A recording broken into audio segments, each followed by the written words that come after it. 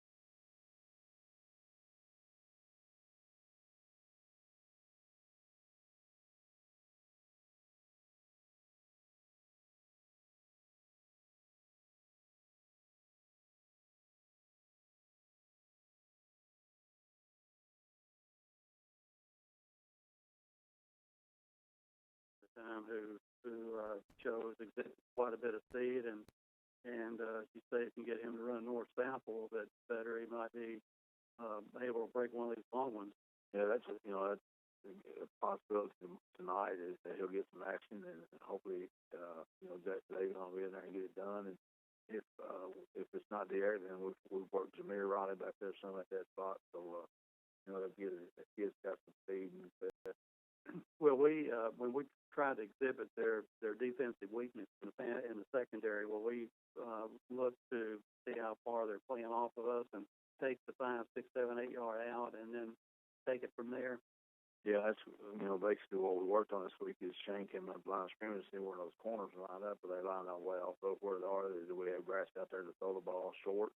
If we can throw the ball short and get 10 yards, 15 yards, or a touchdown, that's what we want. And I'd much rather throw a short pass, which you have a better chance of playing than throwing the ball down the field. So we'll check the corners and see how they're playing us, and if they are playing us up in our face, I feel like we're good enough that we can get over the top of them.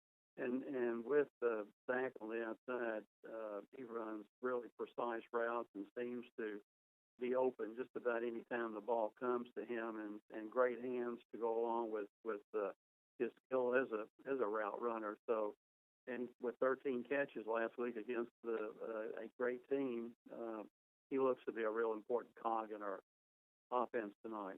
He had 13 catches, and the thing that was impressive about that game is that he took some hits. I mean, he got, there were times he got hit at the time he caught it, and he was able to get yards after contact, and he took some pretty good shots, but he kept coming back fighting and running good routes, like you said, and that's what gets him open, is that his preciseness on his routes. And the thing that's impressive about him, he's not real big, but he's able to get yards after contact, and maybe, he breaks one, they play off of him, and he makes one guy miss, it may be a touchdown.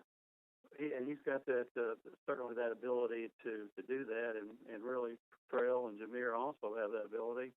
And with one catch last week, Oliver Parker again shows he runs routes extremely well and great hands and the ability to know what he's doing on the football field. Yeah, last week he ran a really he stuck his route really well, and made the thing he did though, once he caught the ball and he got straight at the field, and that's what we really impressed upon our team, is you catch it, get straight up the field, and get yards, and then after 5 yards you're on your own. I know some of the shortcomings we've had in the games leading up to tonight. We've maybe been a poor blocking team on the edge when we caught the ball. One of Mayfield's touchdowns last week came on one of those wide receiver screens where they had everybody picked off and blocked. Our blocking getting better on the edge, David? Somewhat. I mean, we worked on it again yesterday pretty good, and we did one whole period on Monday or Tuesday, nothing but screens with the entire team. So, the thing I tried to show them on film is that the play you're talking about, the reason that play went is that inside receiver, he just sold out and got that block on our corner, and it opened it up for him. And I told that whole deal, one block may spring you, and if you don't get your block, then he's going to blow it up. So, you made a great point there, what Mayfield did on that play. Getting to their special teams, are they pretty effective at covering kickoffs and punts? They'll line up, and they've onside kicked some.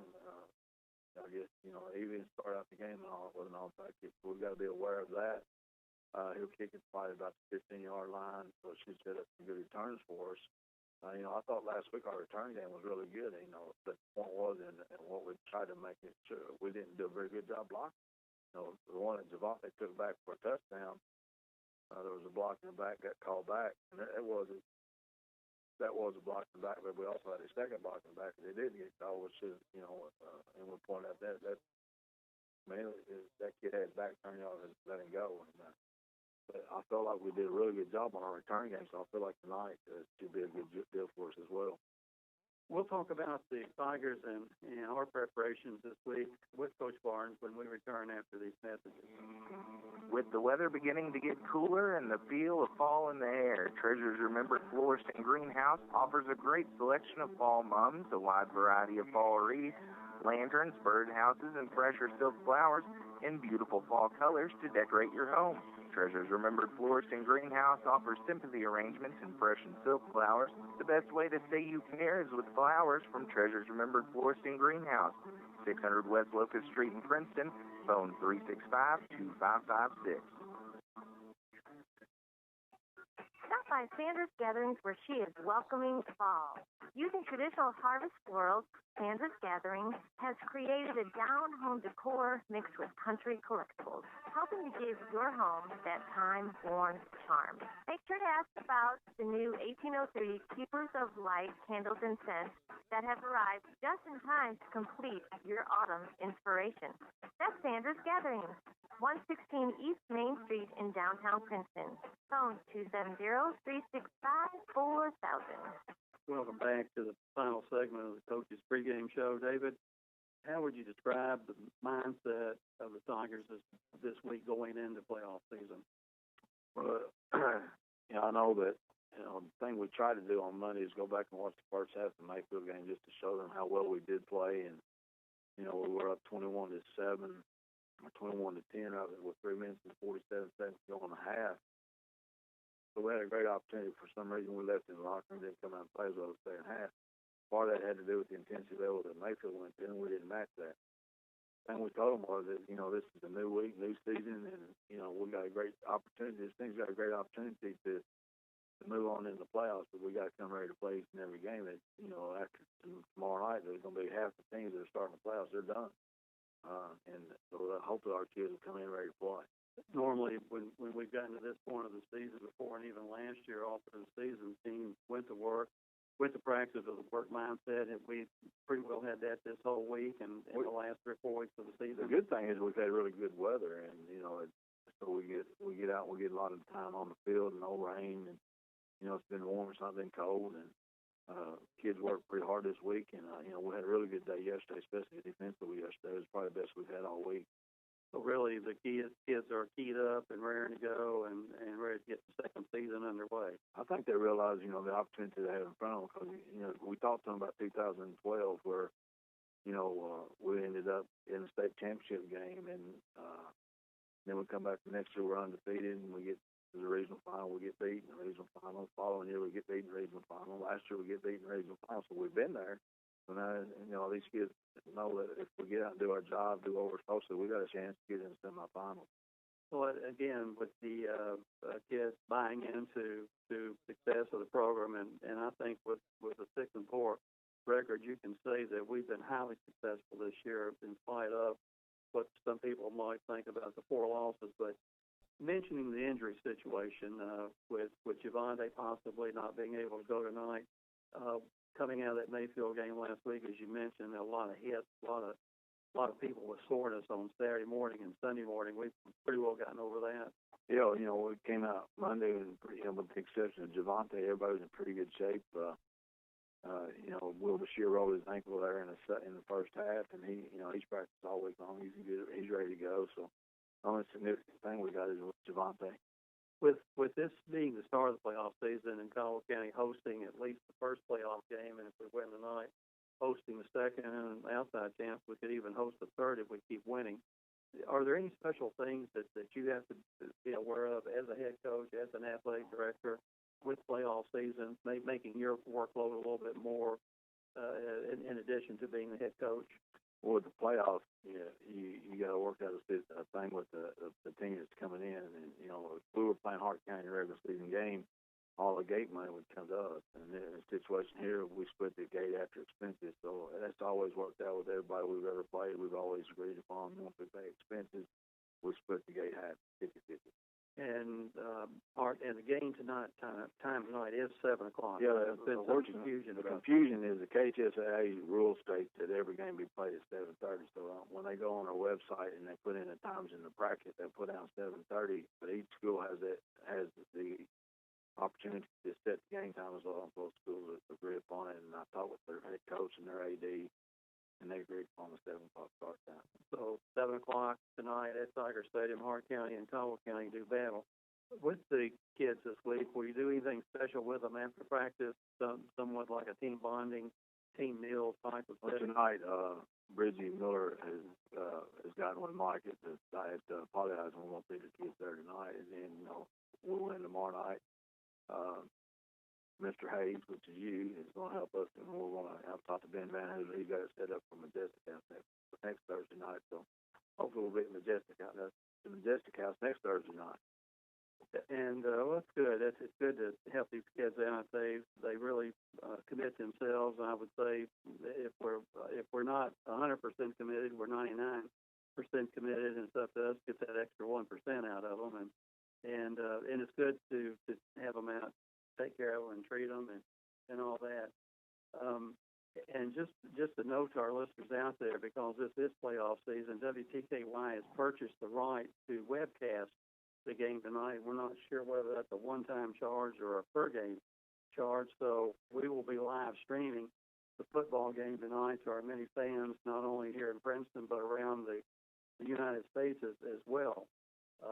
So we want to thank WTKY for doing that. And going into tonight's game, David, and we also want to praise our crowd support this year. Any final thoughts that you have? I want to thank the radio station and Dan and Lucinda and Mr. and Miss McEnany for having a radio station and being able to get the game out on the internet with people that are in Florida, places. My brother who's in Mississippi can watch the game, and that means a lot to those people outside of the town that can't get here, and it gives them an opportunity to be able to see the Tigers play, and we really appreciate that. Without them doing that, that would not be available, and we're very fortunate to have the radio station carrying not only our games, but putting it out there where people can see it. And also a shout out to our fans who really fill that stadium just about week after week, and with this being the importance of the second season, we expect a full house tonight. We had a really good crowd at Mayfield, which I knew that would happen, and tonight we hope we'll fill the stadium up with blue and gold. I don't expect Hart County probably to bring a whole lot of fans they didn't last year, so really encourage you to come out and support tonight in the first playoff game, and it's our goal to make this thing last for at least 5 weeks. Exactly. 5-week season coming up here, and as we've mentioned, the possibility exists for 2 games to be here in Princeton if we win the first.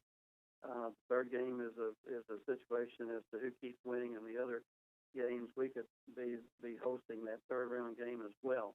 So that's going to do it for this show. I invite you to stay tuned for the radio broadcast on 103.3 The Tiger and the webcast on WTKYonline.com. Thanks to head coach David Barnes for taking time out of his schedule to do this radio show. It's now playoff time, and let's get behind this talented group of kids as they try to go far in the playoffs. Coming up next is the radio broadcast of Caldwell County versus Hart County. Please stay tuned and go Tigers.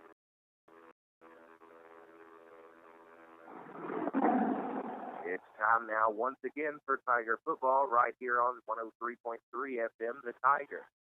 Sponsors for tonight's broadcast: Little Caesars, Taco John's of Princeton, General Rural Electric, Sanders Gatherings, Princeton Drug Company, ABC Finance, McDonald's of Princeton, the Woodall Agency, Tri-Fuse Incorporated, Caldwell Medical Center, First Southern National Bank, Treasures Remembered, Farmers Bank and Trust, Princeton Electric Plant Board, Lapodacina Mexican Restaurant, KFC and A&W of Princeton, Fortner Gas Company, Fredonia Valley Bank, Planners Bank, and Princeton Health and Rehab.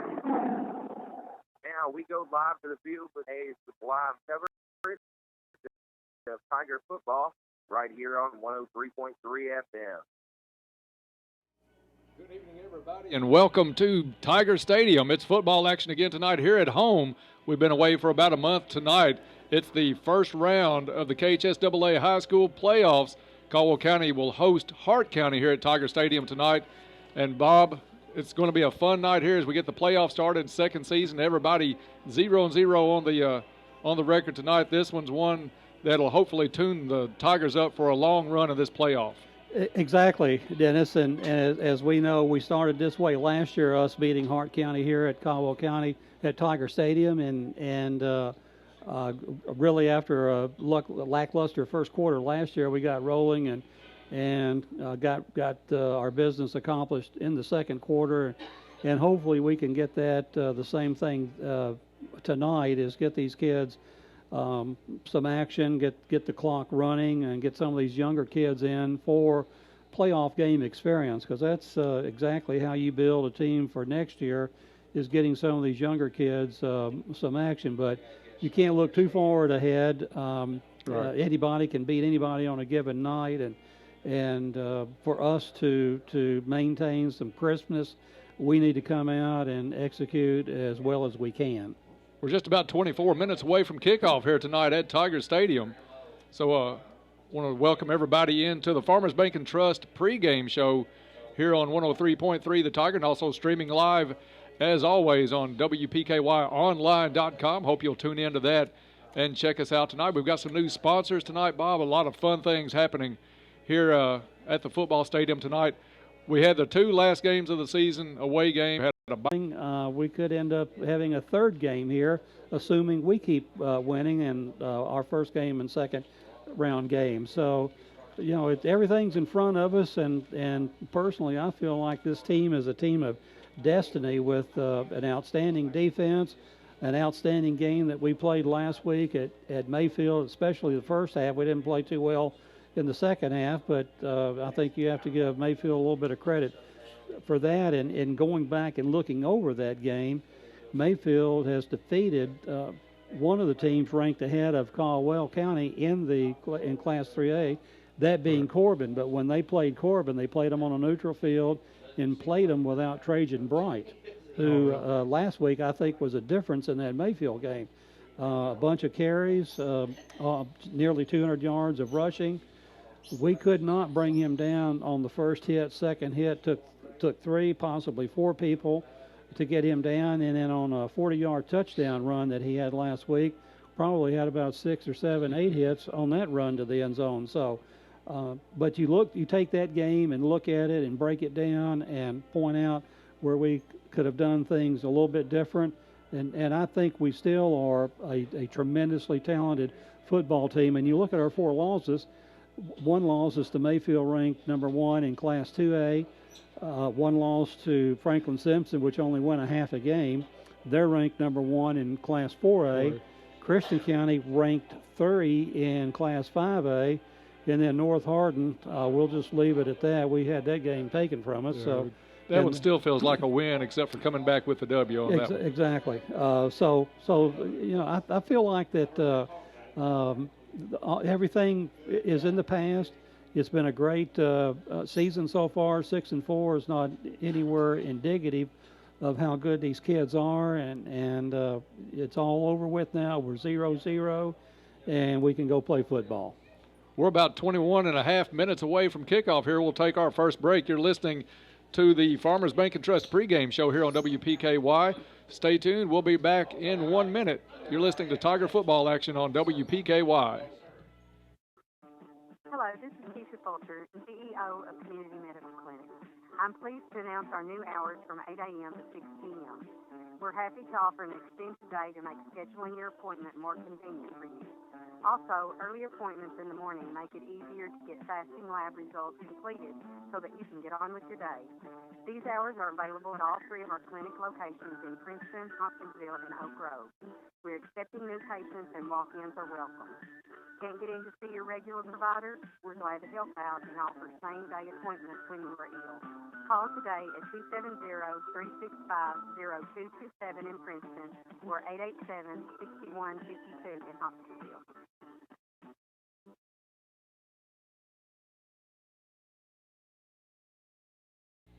Welcome back to Tiger Stadium.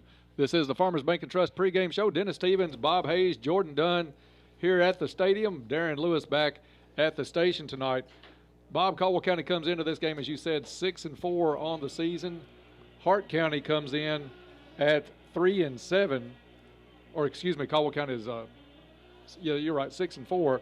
Hart County is 3-7. 3-7. Season. We had to add a game to some old stats here. Hart County, the number 4 seed out of the second district. Caldwell County, of course, won the first district with a perfect 4-0 mark in the district. So they're going to be at home tonight should they win this game, like you said, home next week. What Caldwell County is going to come out and do tonight is just play to their strength. They're not even going to look at what Hart County may do well, may try to do tonight. Last week against Mayfield, Coach Barnes had to alter what he normally does a little bit to try to get that running game established, just to spread the field out a little bit to be able to hit the receivers. Tonight, we come in almost a 50-point favorite in this ball game, so I think Coach Barnes is just going to go with what he knows his strengths are, play defense as good as these guys are playing, except for that last half at Mayfield. They played some great defense, especially the last 3 games. So it's all about Caldwell tonight in this 1-4 matchup. And when you look at Hart County, they got to the fourth seed in their district by beating Edmondson County. And when you look at the Litkenhouse ratings there, Edmondson was a 15-point favorite over Hart in that game. So Hart County cannot be taken lightly. If we come out and do what we're capable of doing, we should not have any problems. But when you look at the Hart County offense, they have some pretty decent size in their offensive line, and Coach Barnes on his coaches show says that they will probably keep their offensive line intact most of the night, but they will have 5 or 6 players going both ways. On their defensive line, they will rotate in and out. Some of those offensive linemen will end up seeing action on the D line tonight. So, and the other thing that he points out, basically they have a sophomore quarterback who did not see much action last year. They lost their starting quarterback from last year, was a senior. Their primary offensive weapon is their running back, Damon Anderson, who in their 3 wins this year has rushed for well over 100 yards in each of those games. So with them running a combination wing T, misdirection type offense, we have to really know our keys, stay on top of our keys, and go get the football if we have to, and make the tackle. And again, that comes back to that thing, let's take care of our business, we'll be okay. Well, Caldwell County's defense comes in, Bobby. You look back the last 2 or 3 games of the season, shutouts against Trigg County and Fort Campbell. They had a 10-quarter scoreless streak broken at Mayfield. Still at Mayfield, the first half of that game only giving up 17 points against one of the top teams in the state, not just in 2A, but one of the better teams you and I have seen all season long, maybe the best. So the defense is playing right now phenomenal football. And when you look at Mayfield and how well we played last week, this week in the Litkenhouse ratings, they're ranked number 10 in Kentucky. Right. And really with Trajan Bright in there, they are, and their passing attack, they've got guys that not only can catch it, as we saw last week, but they know what to do with it after they catch it. I didn't think their receiving core was as strong this year as it was last year, but I believe it's even stronger. I know the running back is better. Well, this team defensively, I think we're going to come out tonight, take care of business early, get a lot of 3-and-outs against Hart County, and give Caldwell County's offense a chance to explode. And taking a look at that offense tonight, we said Caldwell County is going to come out to their strengths. How much more of a strength can you have than a offense led by Shane Burns? On the season, Shane has 30 touchdown passes against only 7 interceptions, and you've got a stat that may be more relevant to tonight's game. Well, Shane needs 272 passing yards to move into second place all time in our school's career passing record. He has, coming into this game, 5,720 yards. The person ahead of him is Will Barnes with 5,991 yards. So Shane needs 273 to move into second place all time in Caldwell County passing history. Quite a feat in it itself. And he now has thrown for 66 touchdown passes in his career, where Will had 62. So he's ahead of Will in that category too. So and Shane's got another year left and possibly 3, 4, 5 games this year. Absolutely. He's having a great year. And look at the receivers. Last year's receiver core was absolutely fantastic here at Caldwell County. We lost a lot offensively, but there's a lot of kids that stepped up this year to fill those roles, and that's led by Zach Gaither. Gaither's averaging almost 100 yards a game, 98.6 yards a game. He's caught 9 touchdown passes on the season, 63 receptions. So it starts with a lot of those quick outs to Zach. These stats don't really show the yardage that he picks up after the catch, because his catches, a lot of them are line of scrimmage or just a couple of yards down the field.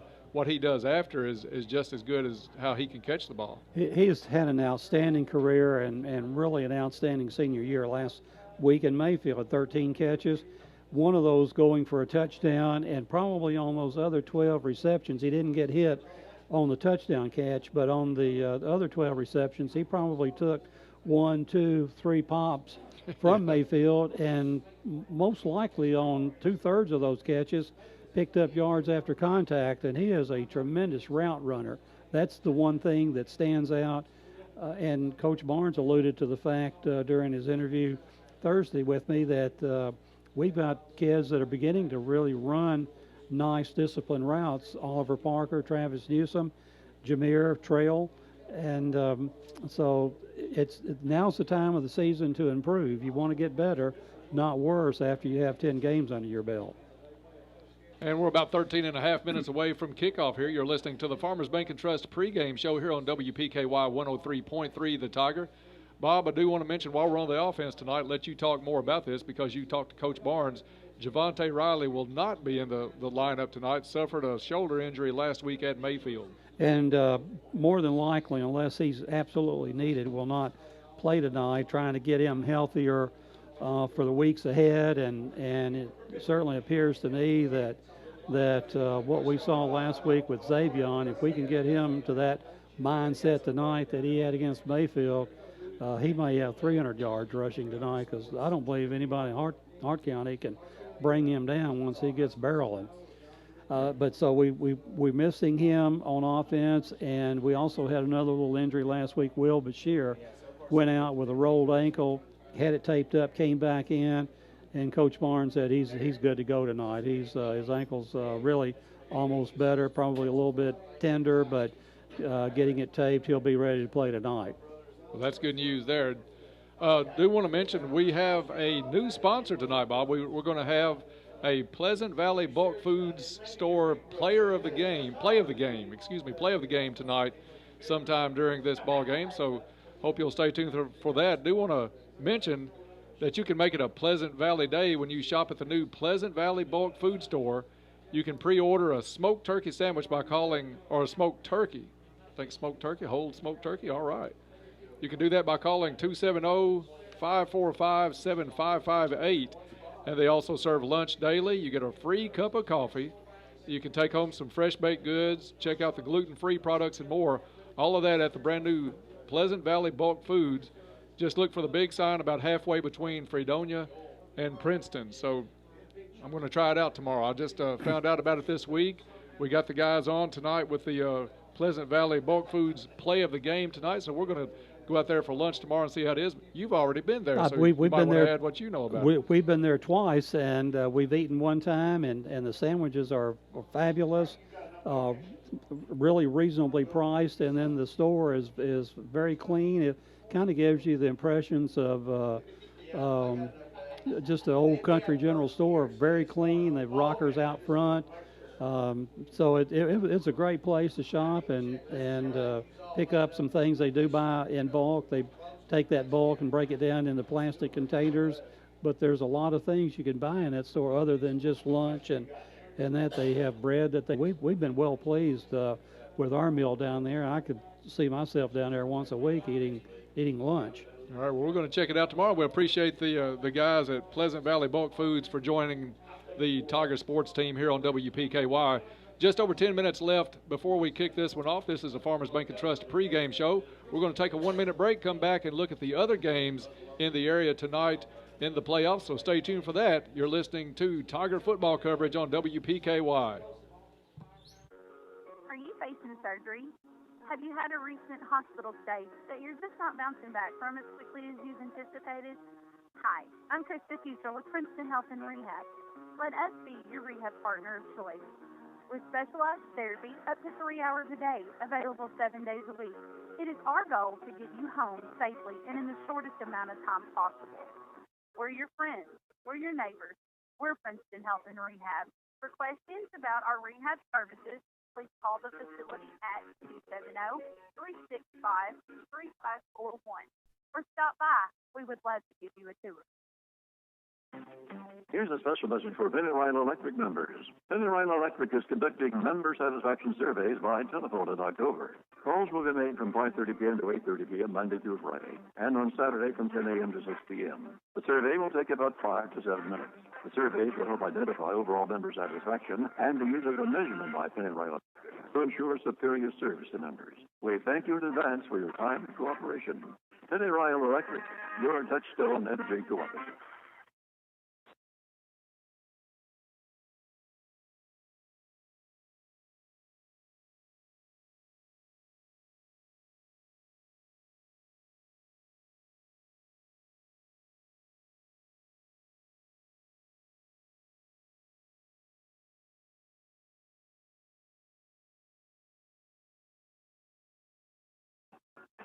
by Sandra's Gatherings, where she is welcoming fall.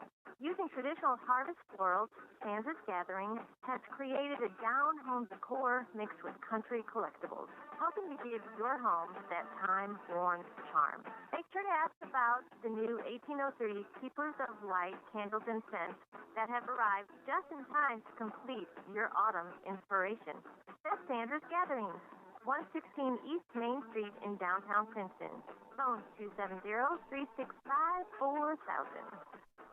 Princeton Drug Company, 103 West Main in Princeton, proudly features low-cost prescriptions and friendly service. Princeton Drug offers in-town delivery, in-store pickup, or a convenient drive-through window. Princeton Drug has a wide selection of Christian greeting cards for every occasion. Princeton Drug is open Monday through Friday, 8:30 to 5:30, and on Saturday from 8:30 to 2:30. No deliveries on Saturday. Princeton Drug, 103 West Main Street, Princeton. Phone 365-5585.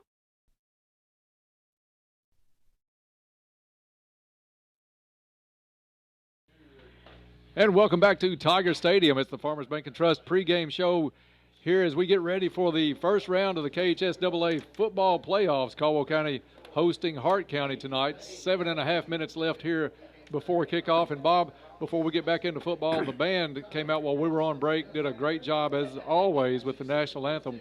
But congratulations to that group. Made it all the way to state this year and came in 8th out of 16 bands at state competition. So congratulations on a great season by the Caldwell County Band of Pride. Still a young band, if you look at it like we've seen them for the last 2 years, really grow and expand their abilities and something that I think we can take a great pride in as a community here, that our band is now coming back to prominence, if you will. Well, they've done a great job this season. So, again, our biggest congratulations to the Caldwell County Band of Pride. 8th place finish in state competition.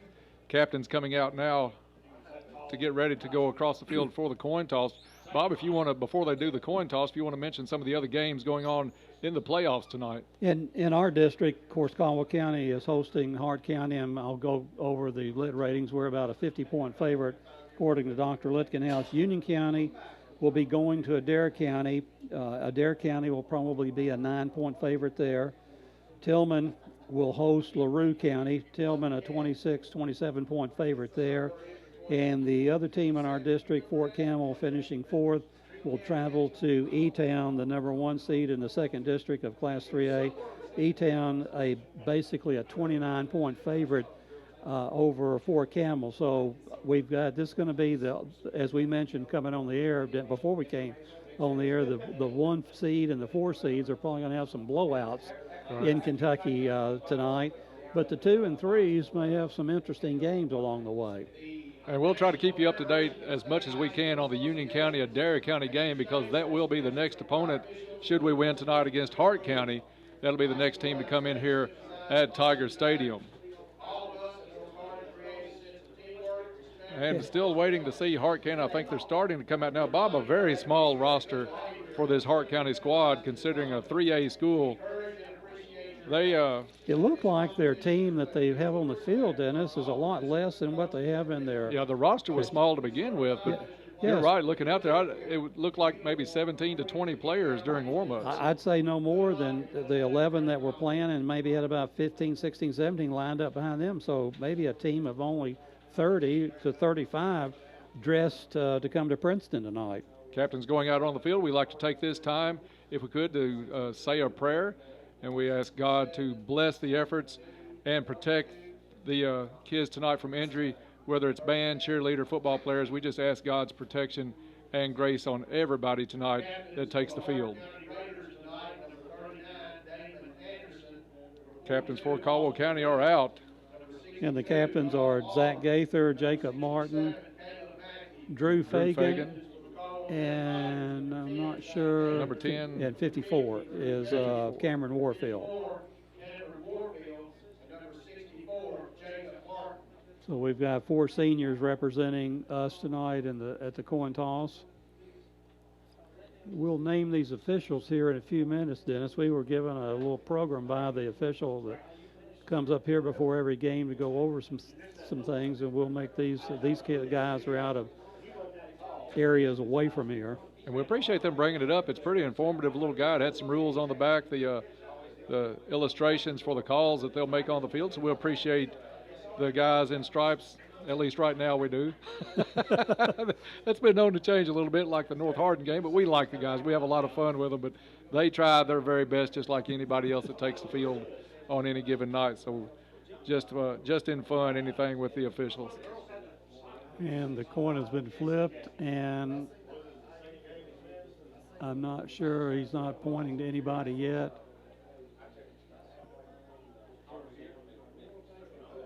Hart County is going to receive. We don't know whether Caldwell won the toss and deferred, or whether Hart wins it and elects to receive. So we'll find out at the start of the second half what did occur tonight at the coin flip. Just under 3 minutes left before we kick this one off on the scoreboard. Bob, like you said, this game, according to the Lichtenhouse ratings, and they've been remarkably on track all year long from the very first game of the season. We started to watch them a little bit more as the season progressed. We come into tonight almost a 50-point favorite. So, like we said in the earlier in the pregame, Caldwell County needs to just come out, take care, do what they do the best. That's throw the football. They're going to have some runs. Xavier Henderson could have a big night. If anybody running the ball has one tonight, you might want to look for Xavier Henderson to have a big night tonight. Well, that's exactly what we want to do tonight. Is that it's workmanlike-esque game tonight for us. Go out, take care of business, do your thing, get these.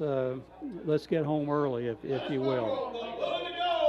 And one thing Coach Barnes will not do, he will not intentionally run up the score. No. And you've got to have at least a 36-point lead before the clock continues to run a running clock. So in his stand here at Caldwell County, he does not roll up the score on anybody once he gets that running clock going. Now, we've seen Joby Jaggers take several losses this year on the last few plays of the game, taking a knee, and that's admirable of this coaching staff and led by Coach Barnes. Big crowd here tonight for Caldwell County. As usual, the stands almost full across the way, maybe 30. I would and say. The stands, a very long drive from Hart County tonight. We talked to their announcers before the game, about 2.5 hours to get from Hart County to Princeton, and you said you've been there. It's no easy way to get from here to there. It feels like an all-day trip. And one of the reasons I know we're starting this game at 7 tonight as opposed to 7:30 is to let those kids get home 30 minutes earlier. Well, I'm glad you mentioned that, because last week we were advertising it as a 7:30 start, which was what the KHSAA website had when they listed these the games and scheduled start times. So if anybody was thrown off by that, our apologies, but they changed that, and according to Bob, they leave that up to the school officials the week of the contest.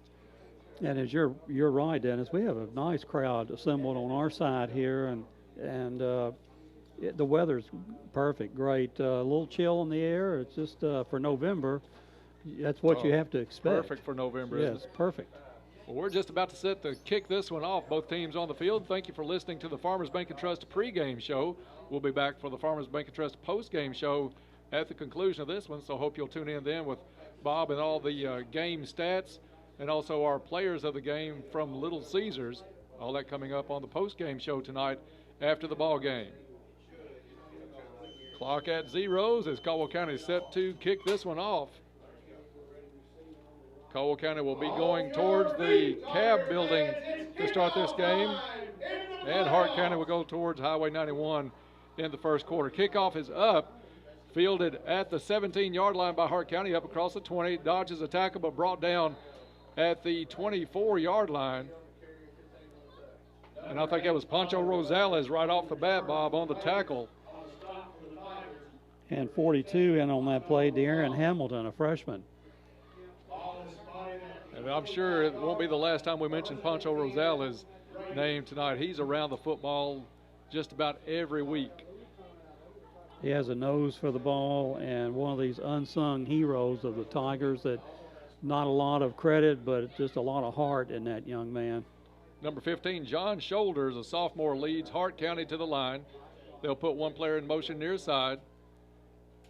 Broken play, he's going to go down for a sack back at about the 22-yard line. Loss of 2 on the play. Van Hoosier, one of the kids in on the tackle. I think they had a run and play called, Bob, but I don't think that the back that was going to get it actually knew what the play was. Shoulders turned around, nobody at home. Loss of 3 yards on the play, and Caldwell County gets off to a nice start defensively there, and obviously Hart County confused on what the play was. Shoulders only known to throw the ball maybe 8 to 10 times a ball game. They do go to the huddle, so they're a time-consuming offense while they are on the field. Officials are going to get the timeout to Hart County as the play clock was about to run all the way down. So not a great start for Hart County here as they get this one underway. They're facing a 2nd down and 12 when they come out of this timeout. It'll be a short timeout, so we'll just keep this one here, Bob. Hart County will run the ball most of the time tonight, led by Damon Anderson, a 5'10", 190-pound senior. He'll carry the ball most of the time for Hart County. Shoulders will take off with it occasionally on a rollout if he feels pressure. He's one of the players that goes both ways for Hart County. He'll play middle linebacker on defense, so he'll be worn out probably by the time this game is over. Trail and Jameer Riley have outside coverage for Caldwell County as Hart County comes back to the line. Snap is back, Shoulders rolls to the right. It's complete across the 20 to about the 23. Nice hit and stop there by Caldwell County. A 1-yard gain on that pass play. Russell Brandon made the big hit. Russell Brandon had a great first half last week, Bob, at Mayfield. Russell played a really, really nice game last week and has played beautifully all year. 3rd down and 12 for Hart County, just underway here at Tiger Stadium. No score. Hart County comes in at 3-7 on the season. Pitch out comes near side. Hit at the line of scrimmage, gets up across the 25, but be well short of a first down. They're going to mark him down at the 27-yard line. Lamb on the stop for Caldwell County, so 4th down and 8 for the Raiders of Hart County. That'll drop Trail Riley back. He'll receive this one around his 40-yard line with a good punt, so Caldwell County should come out of this one with great field position to start their first possession. Snap is back, got some pressure. His punt is blocked. I think it's going to be Van Hoosier on the block for Caldwell County.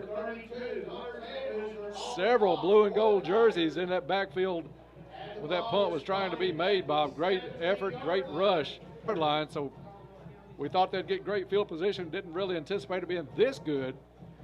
But Burns will come out and take over 1st and 10 from the 17-yard line. Henderson in the backfield. Burns quickly over to Gaither near side. Caught at the 18. Gaither gets it in, and it's a touchdown. Zach Gaither. That's that little quick out pattern we talked about in the pregame show, Bob. Gaither catches it maybe a yard upfield, and it's all on him after the catch. He takes care of the last 16 yards of that one and is end zone for Zach Gaither. And that's one of the things Coach Barnes has been preaching all year is blocking on our wide receivers. He had a really excellent block by one of the wide receivers to get him clear to the end zone, and nobody touched him. Nichols in for the extra point attempt. Kick is up, and it's good. So with 9:49 left in the first quarter, Caldwell County jumps out to the early lead, 7-0 over Hart County. We'll be back in 30 seconds. This is Tiger Football on WPKY. Whether it's a new addition to your home, a family vacation, bill consolidation, medical bills, starter loans, auto loans, or auto repair, whatever your need might be, let ABC Finance and their friendly staff help you. ABC Finance can help you through the tough times. Stop by or call ABC Finance today, located on 62 West at Princeton Plaza in Princeton. Phone 365-7444. Call Jody Lamb or one of the friendly staff, and they will do their best to get the money you need. Back to Tiger Stadium. Caldwell County burns to Gaither, puts the Tigers on the scoreboard, 7-0 Tigers, as Nichols gets ready to put this one back into play to Hart County. Kick is up. Short kick's going to be fielded at the 17-yard line, up across the 20. Hits a wall there, down at the 23-yard line. Nice coverage by the Tigers. See on that tackle, looked like number 42, De'Aaron Hamilton for Caldwell County. He was involved in the first tackle as well. And with the that was an 8-second drive that we just had, Darren. On. Yeah, we're not really a ball control offense by any means, but that's pretty quick even for this bunch. One play, 17 yards and a touchdown. Burns to Gaither. Now Hart County comes to the line. Shoulders has 3 in the backfield. Handoff is to number 39, gets up across the 30. Pretty good run by Anderson. Cole Baker on the stop for Caldwell County, but Anderson gets it up across the 30 to the 31-yard line. Pickup of about 7. Second down and 3 for the Raiders. By far their best play of the night, their second possession. Hart County will split one player near side. Trail Riley has the coverage wide. Shoulders takes it, hands off. And Hart County will pick up their first down. Anderson on the carry up across the 35 to the 36. Brought down by Englebright, but it is a first down, Hart County.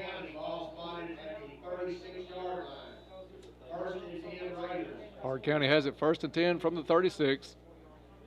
As we said, Hart County goes to the huddle every possession. Shoulders under center. This is a kind of a throwback setup offense that you just don't see much in any of the teams anymore, Bob.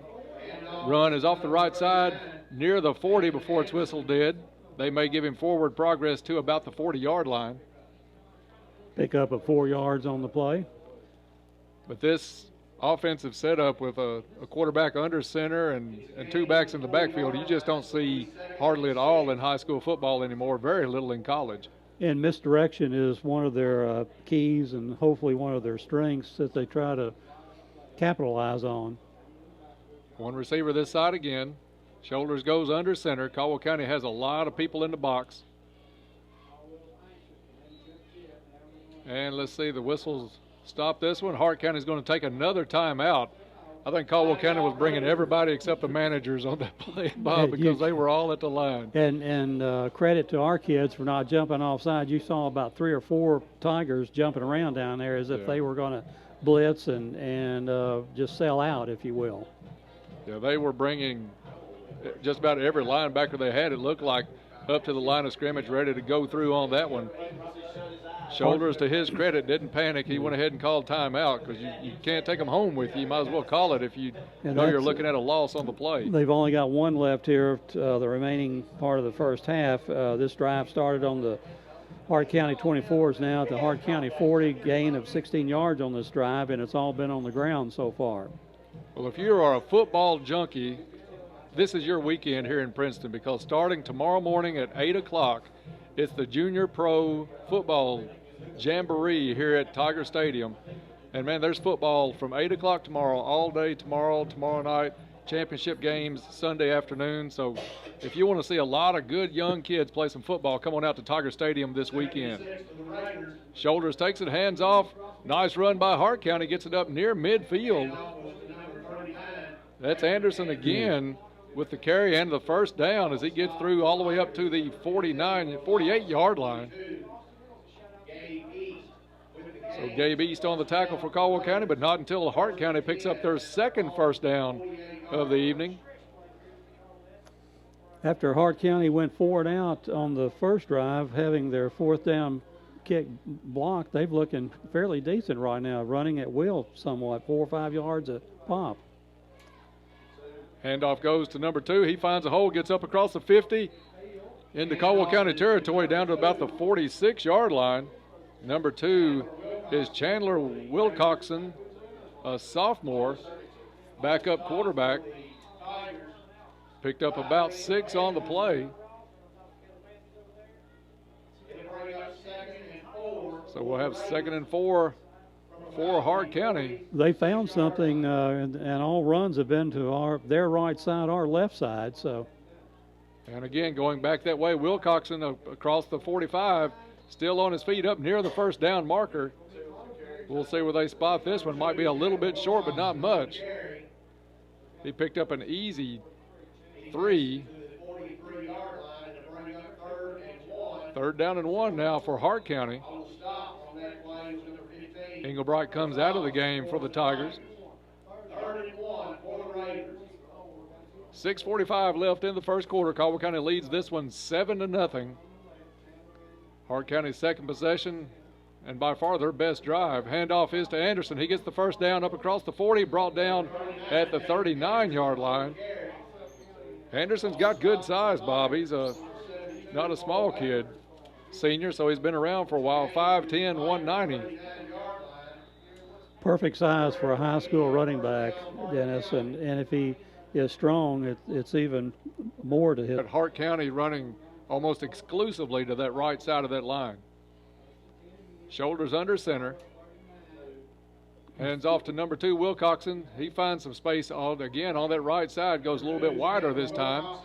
He'll pick up about 3 on the play. Looked like Hart County jumped a little bit on that play, but I see no flags. 2 yards officially on the play, so 2nd down and 8 for the Raiders.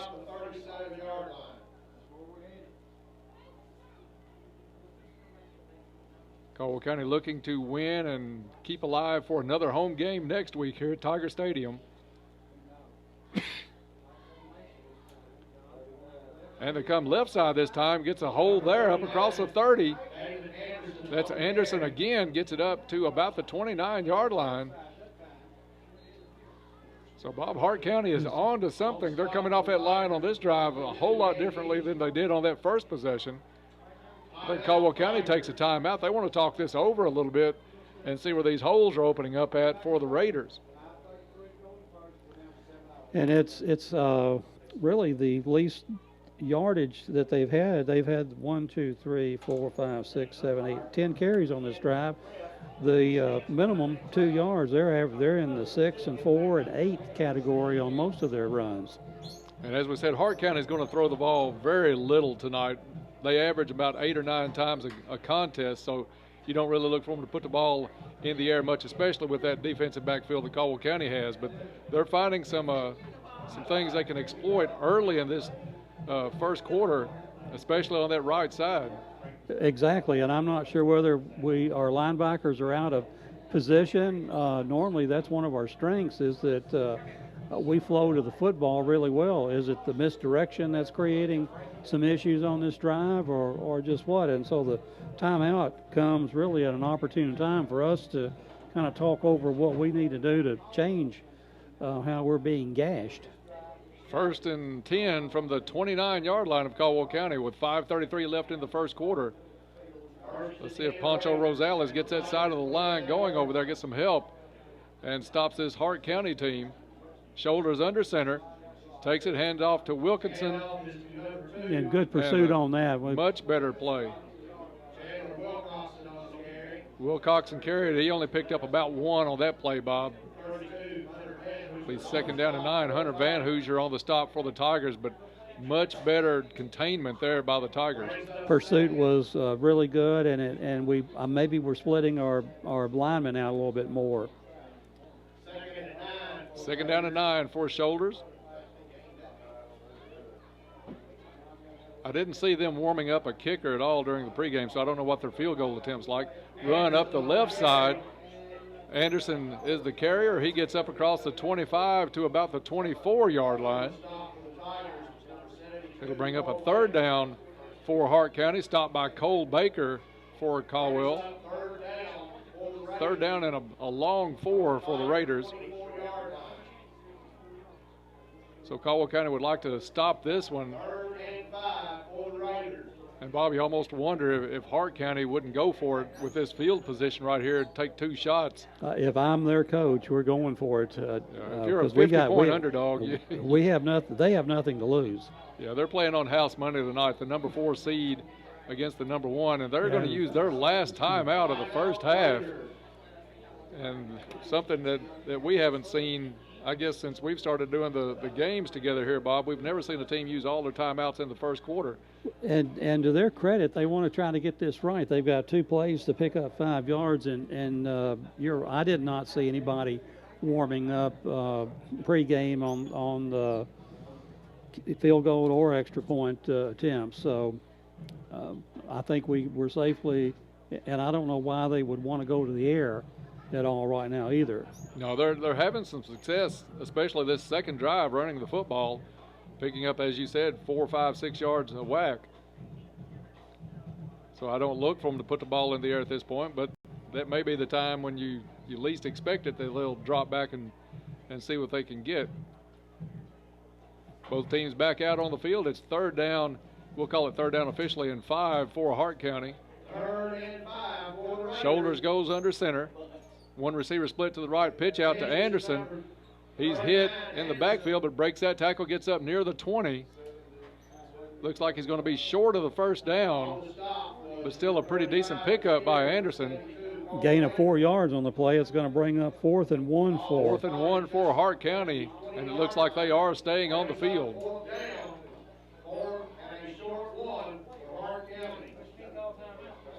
Caldwell County brings in Hughes. John Kelly Hughes coming in. Sophomore for the Tigers comes in. And Shoulders keeps it. Let's see if he was able to push the line far enough. It's going to depend on the spot. It looks like he's going to get a pretty favorable side, Judge. Yes, from this action, it looks like he's maybe at the 18-yard line. And if it's marked where the side judge came in, it's going to be a first down. And it is. They are moving the sticks. First down, Hart County on the run on the keeper by Shoulders. 3:31 left in the first quarter. Hart County threatening. Caldwell leads 7-0, but the Raiders have the ball on the Caldwell County 18-yard line. Caldwell County has only had the ball for one play this quarter. And Shoulders under center. Hands off to this side, number 39. Anderson gets it across the 15 down to about the 14-yard line. So the big kid just lowering his head, finding a little bit of a hole. And he's just making it tough on Caldwell County to tackle him. You can tell from here, he keeps those legs churning even when he gets hit. Gain of 4 yards on that play brings up 2nd and 6 for Hart County. 2nd and 6 as we tick under 3 minutes left in the first quarter. You almost want them to put the ball in the air, Dennis, yeah, just see what they can do. So that they can make a mistake. And they're going to come out wide. A nice pursuit by Caldwell County. That one's going to come down for a loss. Van Hoosier in there along with Baker. I believe they're going to mark it at the line at the 14. So it is at the 14. No gain on the play. I thought they were going to bring that one back a little bit. Great pursuit by the Tigers as Hart County tried to come wide left on that play. Baker and Van Hoosier shut that down along with a couple other Tigers. Hart County looking at a 3rd and 6. And unless they have a pretty decent kicker, Bob, that they got some confidence in, you almost assume they're going to go 2 plays to try to get this 6 yards. 3rd and 6. Shoulders takes it, drops back, and he does roll, looks into the end zone. Touchdown. Shoulders to number 11. Blake Haynes, a junior running back, gets wide open in the end zone. Nobody picked up the coverage from the linebacker spot, and he was able just to be standing all alone on the goal line. Shoulders made the rollout, found him, and they're an extra point from tying this one up with just 1:50 left in the quarter. That was too easy for Hart County. Yeah, Caldwell County fully expecting the run on that play. Hart County came out with their first pass of the night, turns into a touchdown. Now they're going to try the 2-point attempt. Shoulders drops back over the middle, and it's good. Shoulders to number 42, so Hart County takes the lead. Shoulders to Reynolds for the 2-point conversion. 1:50 left in the first quarter. Hart County leads Caldwell County 8-7. Back in 30 seconds. This is Tiger Football on WPKYOnline.com. You love McDonald's all-day breakfast. Yes. But you don't love that you can't get all your favorites all day. No. But now you're going to love that you can get more all day. Like McGriddles and biscuits and McMuffin sandwiches. Which means you'll have to find something else to not love. Okay. Like broken grocery carts. Or when your smoke alarm battery dies at 3 a.m. Stop! What happened? Or songs that combine 2 styles of music that don't go together. Get more choices you love. Now with McDonald's all-day breakfast. McDonald's all-day breakfast menu varies by location.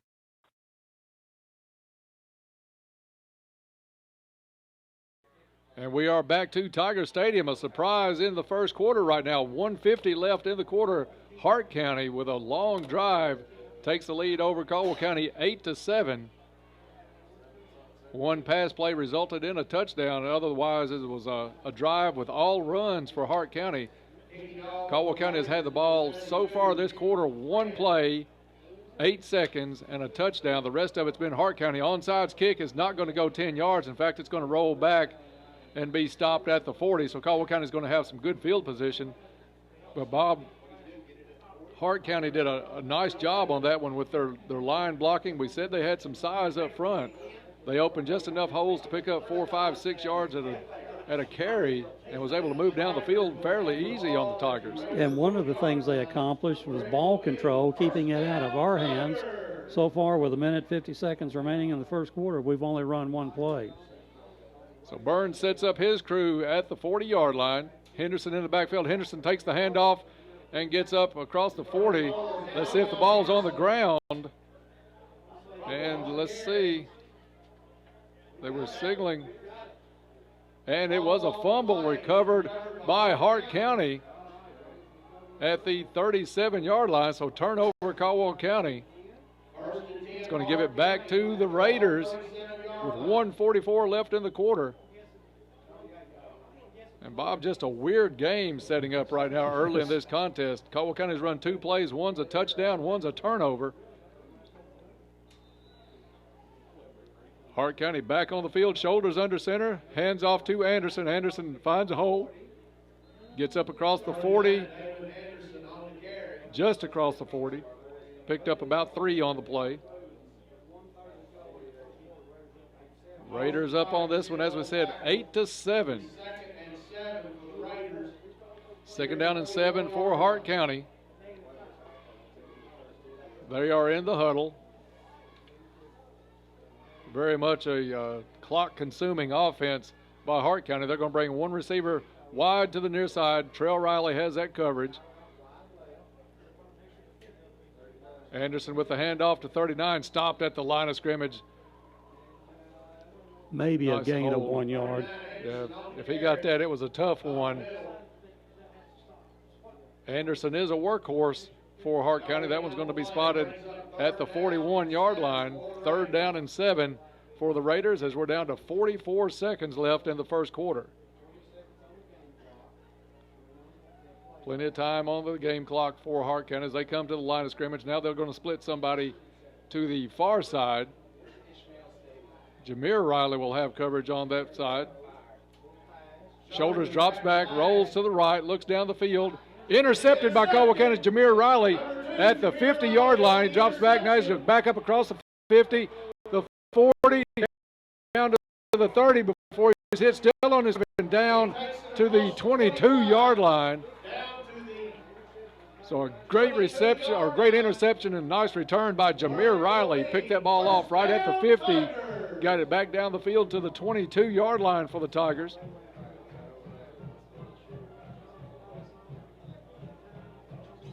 So Jameer Riley turns the tide for Caldwell County. The Tigers quickly out on the field. They're going to send 3 receivers far side. Gaither the only near side. Henderson in the backfield with Burns. Burns takes it, drops back, looks to the corner, fade route, and touchdown. So we could talk about all 3 plays for Caldwell County in the first quarter, Bob. This has been one of the weirdest first quarters I think we've ever had. Burns to Gaither again, weird. The second time tonight. Caldwell County back out in front 13-8. Nichols on to try the point after. 3 offensive plays by the Tigers. That was a 5-second drive then, Dennis. Kick is up, and it is good. So Caldwell County leads with 7 seconds left in the first quarter, 14-8. Back in 30 seconds, this is Tiger football on 103.3 The Tiger. This is Holly Van Hooser with the Woodall Agency in Princeton, Kentucky. Are you wanting the best options that meet your needs? If so, call our friendly and professional agents who are just a phone call away at 365-5541 or visit our website, woodallagency.com. We will give you a free quote for your home, auto, or even your business. We will get back with you on the best options that meet your needs. Our office is located at 1 Street. Call Woodall, y'all.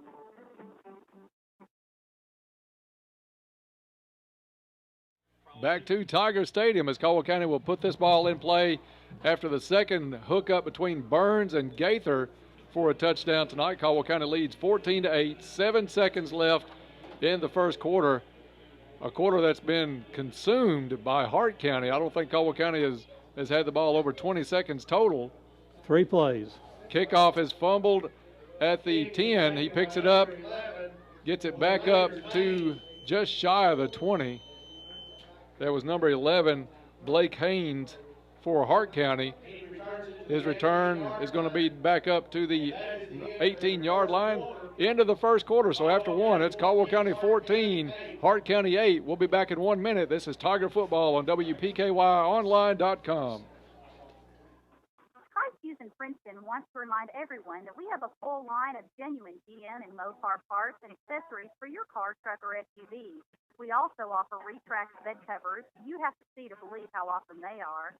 WeatherTech floor mats are a must for folks with little people and moms and dads that want to keep their entire carpet protected. Make your truck or SUV stand out with chrome accessories such as 20-inch wheels and tires, running boards, inner covers, and door handles. Need a gift idea? Adding remote start will surely please your loved one. Call Shauna today for all your accessory needs. 270-365-5522. Tri-Cities Incorporated, Highway 91 North in Princeton. And we're back to Tiger Stadium, about to start the second quarter here in the first round playoff game between Caldwell County and Hart County here at Tiger Stadium. Caldwell County leads this one 14-8. Bob, I don't think I've ever seen it. 3 offensive plays for the Tigers, 2 touchdowns and 1 interception. And a fumble.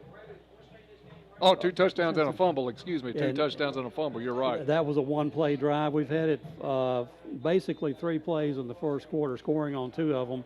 Both touchdown passes to Zach Gaither. Zach wide open on both of them.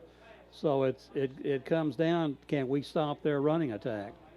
So Hart County's going to turn the other way. They'll go towards the Cab building to start this second quarter. Let's see if Caldwell County has an answer for that running game. Handoff is up the middle. Look like, is that Anderson? I think it is Anderson on the carry.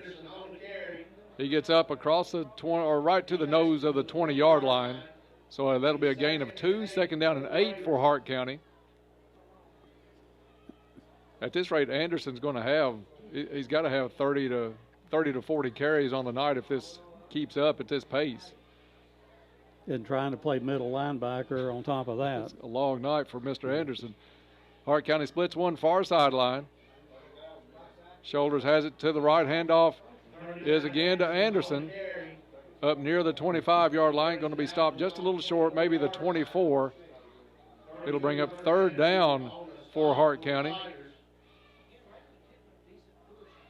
And it's third down and 5 for the Raiders.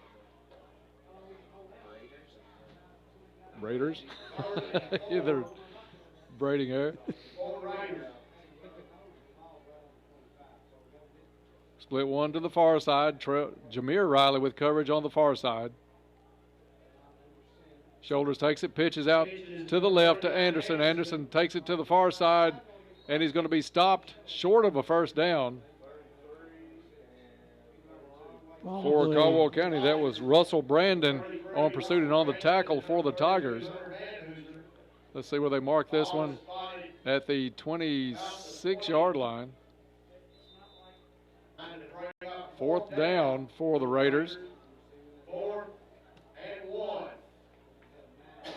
So 4th and a long 1 for Hart County. And you almost feel like they're going to go for it, and they are. Yeah, like you said, they're such underdogs tonight. They've got to try to do everything they can. They've seen how quickly Caldwell is going to try to put points on the board. Handoff and the push, the second push, may get it up close to the first down. We'll see. This one's going to be very close. They had him stopped initially. Shoulders bounce back off. And he does on that second push, Bob. He was able to lunge forward and just get over the first down line.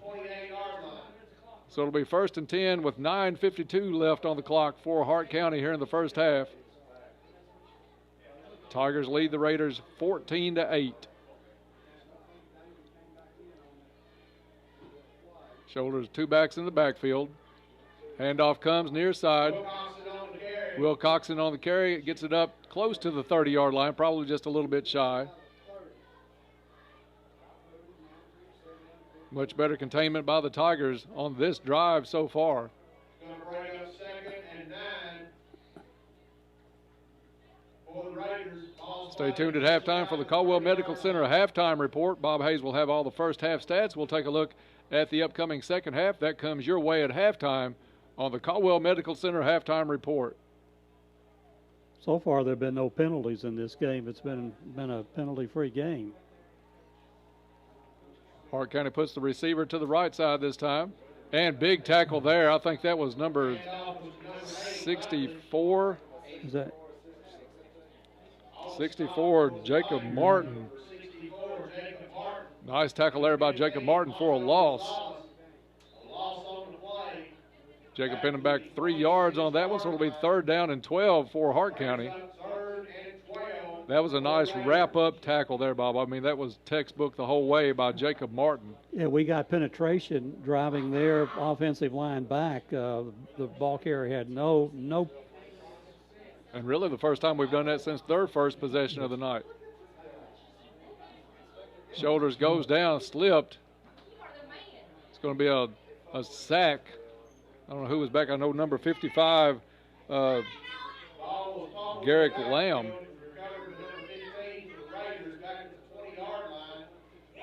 Fumble on the play, but it's recovered by Shoulders. 4th and very long now for Hart County as they do go into punt formation this time. Trail Riley back for Caldwell, but still in Hart County territory. Kick is up. I don't think it was blocked. Not much on it. Takes a Hart County bounce as it comes up. And I'm not sure if number 3 touched it by mistake on a block. But Riley had to go ahead and make a dive to cover that one. I'm not sure whether it hit number 3. It didn't look like it did, but Dylan Cavanaugh was being blocked in the area of the football. I'm not sure if it touched him or not. I think Trail thought it did touch him, so he came up and made the recovery right at midfield to just make sure you save the possession for Caldwell County. But nice heads-up play by Riley. Flag is on the play, though.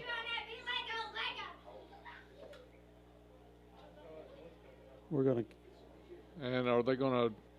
Penalty is for personal foul, roughing the kicker against the Tigers. Roughing the kicker against the Tigers, so that's going to turn into, I think that's a 1st down automatically, Bob. It is. So big break there for Hart County as they'll get possession back. Caldwell County had the ball at midfield. The penalty is going to turn it back over to the Raiders.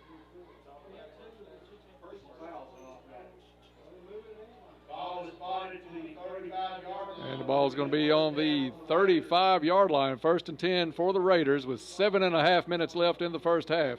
Caldwell County leads 14-8.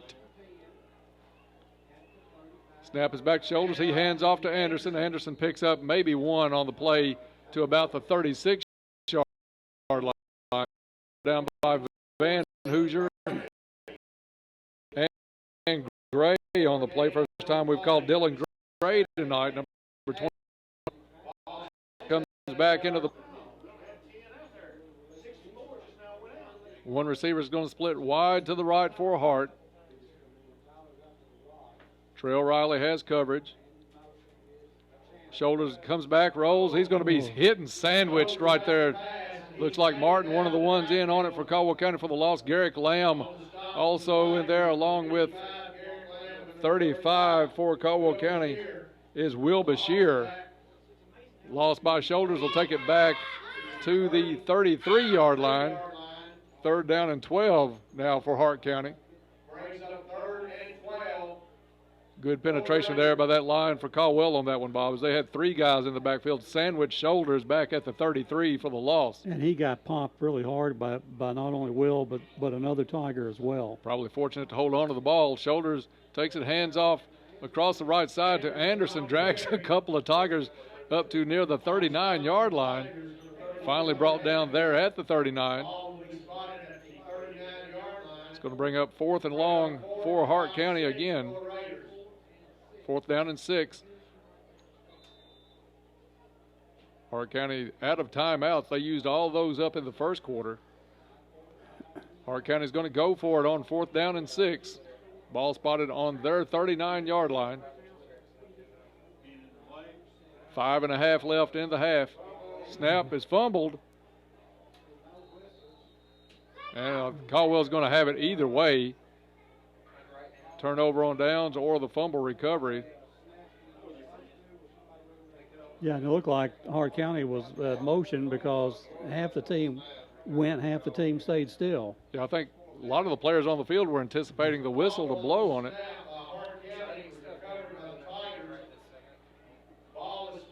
And it was a fumble by Hart County, recovered by Caldwell.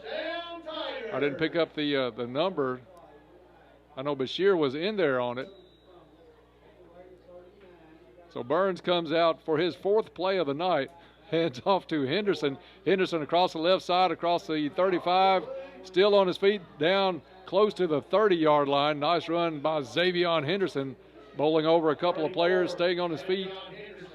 He gets it down to about the 32-yard line. Nice run by Xavion. It'll bring up 2nd down and short for Caldwell County. Caldwell with trips to the left. Burns goes back, looks into the far corner again, looking for Gaither, and it's complete. Touchdown, Caldwell County. 3rd down tonight. Burns to Gaither. 4:56 left in the first half. You think maybe Hart County is going to realize that Zach Gaither is the favorite target of Shane Burns at some point. 3rd touchdown of this half. Burns to Gaither.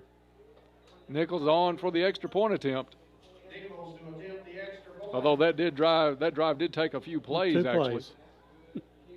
Nichols gets it up and good. Nice job by Perkins to settle that ball for the kick. So with 4:56 left in the first half, it's Caldwell 21, Hart County 8. Back in 30 seconds, this is Tiger football on 103.3 The Tiger. When you need extra time to heal, Caldwell Medical Center's swing bed program can help you if you've been discharged from a hospital but still need recovery time before going home. Who's right for swing bed?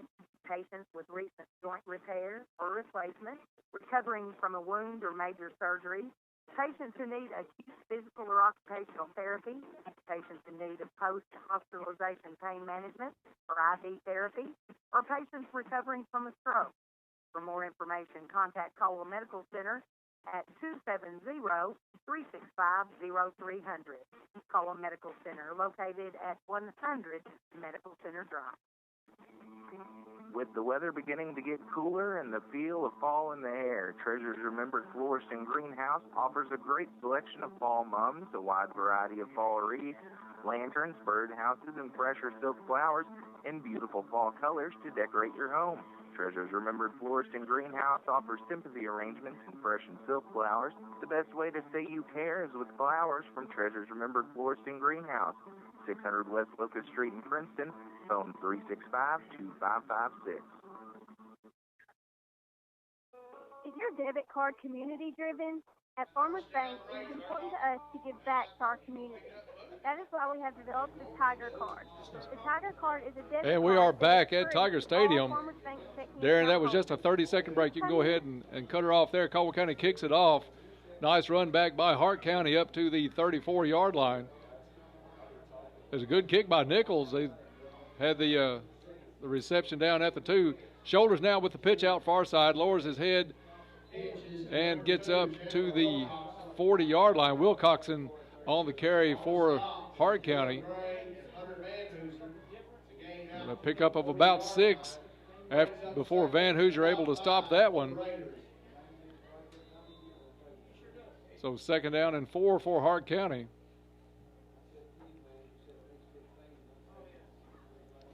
Shane Burns is 3 out of 3 passing tonight, Dennis, all 3 touchdowns, and we have run 5 plays and have 21 points on the board.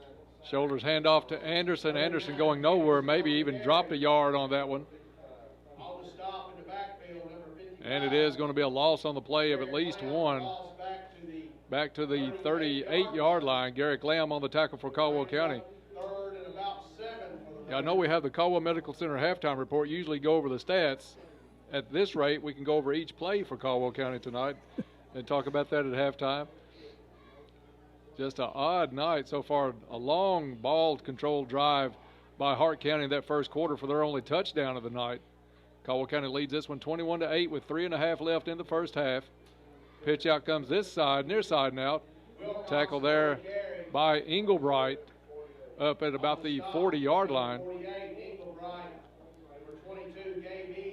Good wrap up by Englebright. Had some help from Gabe East on that one. Fourth down for Hart County, 4th and 5 from their own 40. Caldwell County looking to seal this game away and host another one next week, either Adair County or Union County. One receiver split, far side. Shoulders takes it under center, rolls out to the left, and tackled for a loss back there. Pancho Rosales, great pursuit. Rosales able to drag him down at the 35-yard line. Dylan Gray also there to help out, but Bob, that was a wonderful play by Pancho Rosales. He trailed him midway of the field all the way to the far sideline. And that's an outstanding defensive play. Puts us in position to maybe run our 8th play of the game. Ball spotted on the Hart County 35-yard line. Caldwell County takes over on the possession turnover. Caldwell still with just 10 players. Now they get the 11th on the field. Xavion in the backfield. Blocks for Burns. Burns looked to that corner that's been open all night. Now he's going to tuck, come near side. Gets rid of it to Trail Riley at the 20. Trail bounces off a tackler across the 15 and down to the 14-yard line.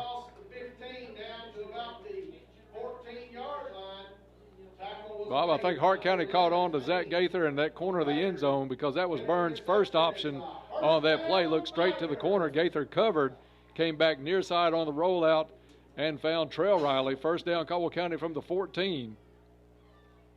Handoff to Henderson, straight up the middle, lowers that head, and he's in. It looks like touchdown. It is. Touchdown, Caldwell County.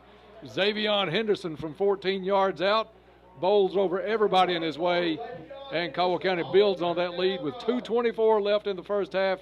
27-8 now, Caldwell County, as they come out for the extra point attempt. Perkins at hold, and Nichols will try the extra point. Snap is down, kick is up, and plenty of distance, and good. So with 2:24 left in the first half, Caldwell County pushes that lead out now 28-8 over Hart County. We'll be back in 30 seconds. This is Tiger Football on 103.3 The Tiger. Public power today is an important American institution, an expression of the idea of local people working together to meet local needs. Your Princeton Electric Plant Board lights up homes, businesses, and streets with public power, electricity coming from a community-owned and operated facility. Their purpose is to provide reliable and safe, not-for-profit electricity at a reasonable price. They exist to serve you, their fellow citizens, friends, and neighbors, and their loyalty is to their customers. Princeton Electric Plant Board continues to make Princeton a great place to live and work. They are hometown energy working for you. Back to Tiger Stadium. Caldwell County leads this one 28-8 with 2:24 left in the first half. And Bob will have all the stats, such as they are, for Caldwell County coming up at halftime on the Caldwell Medical Center halftime report. Kickoff taken by Wilcoxon. Nice return again by Wilcoxon from about the 15 up to about the 40. He returns it out to the 40-yard line. So Hart County will come out now trailing by 20. They had the lead at one point tonight, 8-7 on the Tigers after a lengthy drive in that first quarter. A drive full of run plays capped off with a touchdown pass. But since then, it's all Caldwell County. 3 touchdown passes for Burns tonight, plus the Xavion Henderson run for a touchdown. Shoulders under center, takes it, pitches out to the far side. Up across the 45. Englebright in on the tackle for Caldwell County. Gabe East also there for the Tigers. Pretty good run, though, Bob. They got it up across the 45 to about the 46-yard line. It makes these next 3 downs manageable with only having to pick up 5 yards for the first down. Looks, yeah, it's a short 5 if that's 2nd down and 5. Pitch out again, far sideline for Hart County. He's going to be stopped over there after a pickup of about 2. Look like Van Hoosier in on the tackle for Caldwell County. Haynes on the carry for Hart County. So 3rd down and short for Hart, 3rd and 2, with 1.5 minutes left in the first half.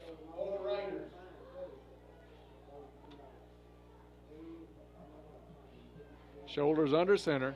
1 receiver split far sideline. Shoulders keeps it, goes for the first down himself. It's going to be pretty close. Looks like he got it.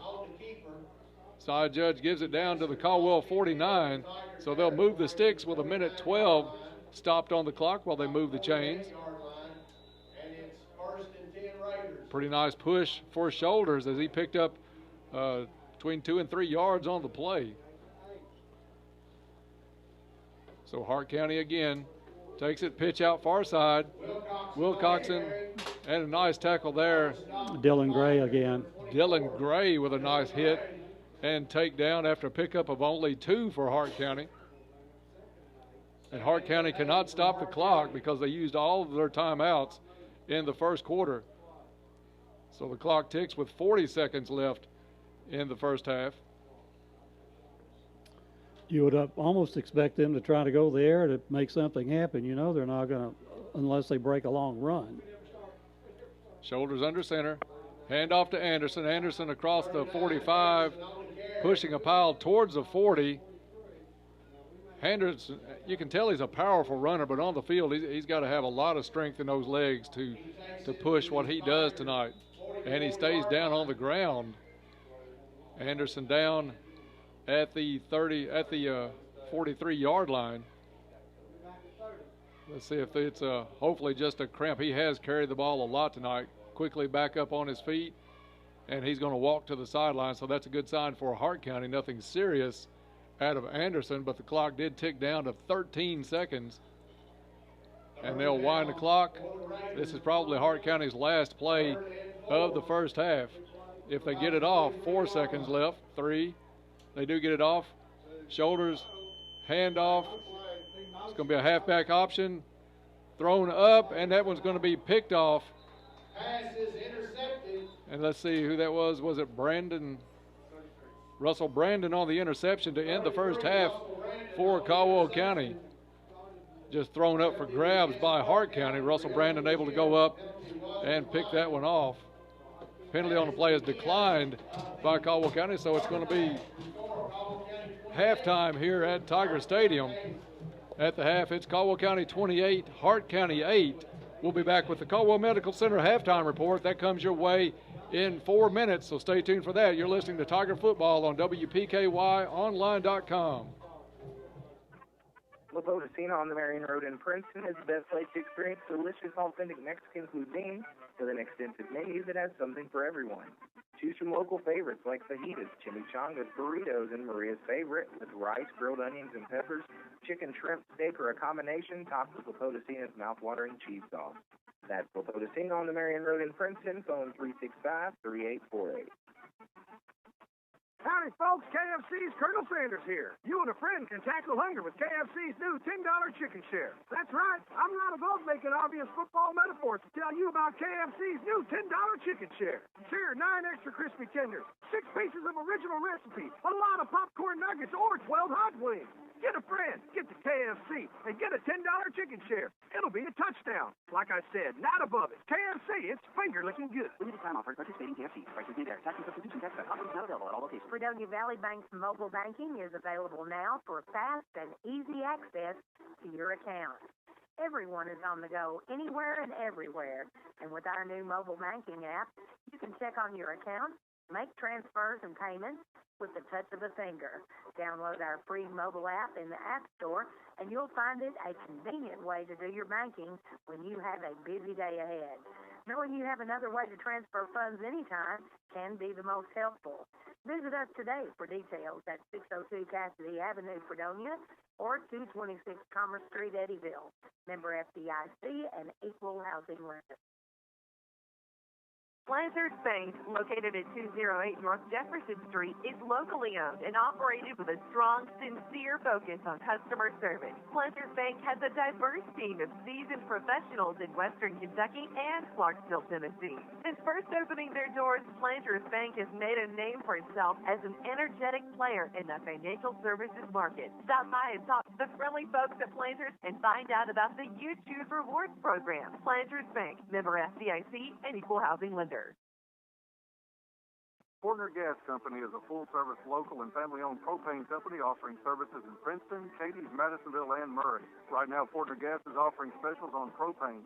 Portner Gas offers Holland and Napoleon grills, Dixie choppers, and they also have Red Max weed eaters. Contact Portner Gas Company today for all of your residential, commercial, and agricultural propane needs. Portner Gas Company, a family tradition of service since 1951. Is your debit card community-driven? At Farmers Bank, it is important to us to give back to our community. That is why we have developed the Tiger Card. The Tiger Card is a debit card that is free to all Farmers Bank checking account holders. Each time you use your Tiger Card, Farmers Bank will donate to our local Youth Inc. Children's Sports Program. We have given over $40,000 to date to Youth Inc. through the Tiger Card program. Come get your Tiger Card today. We can print them instantly at our main office. Farmers Bank and Trust, member FDIC. With the weather beginning to get cooler and the feel of fall in the air, Treasures Remembered Florist and Greenhouse offers a great selection of fall mums, a wide variety of fall wreaths, lanterns, birdhouses, and fresher silk flowers in beautiful fall colors to decorate your home. Treasures Remembered Florist and Greenhouse offers sympathy arrangements in fresh and silk flowers. The best way to see you care is with flowers from Treasures Remembered Florist and Greenhouse, 600 West Locust Street in Princeton, phone 365-2556. And we're back to Tiger Stadium. We're debit or credit card fraud, Farmers Bank and Trust. And well, it threw me a curve there, Darren. We're back to halftime here on WPKY, the Caldwell Medical Center halftime report. 11 minutes left in the first half. In the halftime, rather. In the first half, Caldwell County racks up 28 points. And not even half totaling he'll have those in just a minute. But use a lot of ink on Caldwell's stats in that one. So here with the stats on the Caldwell Medical Center halftime report, Bob Hayes. Okay, Dennis, it is a strange game going on here. Caldwell County probably very little time of possession, 24 minutes in the first half, and I bet we really only had possession probably a minute of that. We had one 7-second drive, one 8-second drive, another one about 6. So it's been a strange game, but Caldwell County got off here in the first quarter after a blocked punt by Hart County. Caldwell County on the first play from scrimmage, a Zach Gaither 17-yard pass from Shane Burns. Boyce Nichols adding the kick, and with 9 minutes and 49 seconds remaining in the first quarter, Caldwell County goes up 7-0. But then Hart County comes back with a long sustained drive, and with 1 minute 50 seconds remaining in the first quarter, the 14-yard pass to Haynes from shoulders. The 2-point conversion was good on a pass to Reynolds from shoulders, and at that point, with 1 minute 50 seconds remaining in the first quarter, Hart County takes a 8-7 lead over the Tigers. Late in the first quarter, with 7 seconds remaining, Zach Gaither, again on a first play drive, catches a 23-yard pass from Shane Burns. Boyce Nichols adding the kick again, and Caldwell County goes up 14-8 at that point. In the second quarter, another short drive for Caldwell County, a 31-yard pass from Shane Burns to Zach Gaither. Again, Boyce Nichols adding the extra point, that coming with 4 minutes and 56 seconds remaining in the second quarter. Caldwell County goes up at that point 21-8. Also in the second quarter, Xavion Henderson with a bull rush 14-yard run up the middle with 2 minutes and 24 seconds remaining in the first half. Boyce Nichols again adding the extra point, and Caldwell County led at that point 28-8, and that's where we find it at halftime here. not many stats here for Caldwell County. Really, basically, only 3 players have been involved with the action. Xavion Henderson with 3 carries, with one of them a fumble. Xavion with 25 yards tonight on 3 carries. The passing attack, Shane is 4 out of 4, 3 of them touchdowns. The 3 of those balls going to Zach Gaither, totaling 71 yards and 3 touchdowns. The other pass completion by Shane in the first half was by Trail Riley of 21 yards. So Caldwell County has 7 plays that they run in the first half and pick up 28 points on those 7 plays. So strange. I've never seen anything like that before in my life. Hart County has controlled the ball, as we say, probably for at least 22 minutes and 22 minutes and a half of that 24-minute first half. And here at halftime, they have rushed the ball 38 times, picking up 101 yards. Late in the second quarter, or midway in the second quarter, we began to pick up on that, and they had some couple plays where they were losing 4 yards and 6 yards. We were getting better penetration. Their passing attack leaves a lot to be desired. Their starting quarterback, 2 out of 3 with 1 interception. On that last interception to end the first half, it was a wing back throwing the ball. He's 1 out of 1 with 1 interception. So Hart County has thrown the ball 4 times tonight, completed 2 to their receivers and 2 to our receivers, picking up a total passing yardage of 15 yards via the air. Hart County with 116 yards total offense in the first half. Caldwell County with only 1 yard more total net offense of 117 yards. So it's strange, Dennis, as we've said all through the first half here. What's going on? A very strange game as far as stats go. That was Wilcoxon that threw the interception there at the end of the first half, just on a little halfback option, trying to wing it down the field a little bit. Russell Brandon able to come up with the interception for Caldwell County. Bob, we had a new sponsor tonight, actually added right at the start of the game tonight. It's Pleasant Valley Bulk Food Stores, and we're glad to have them on here on WPKY with us on our sports broadcast. You can order a smoked turkey by calling 270-545-7558.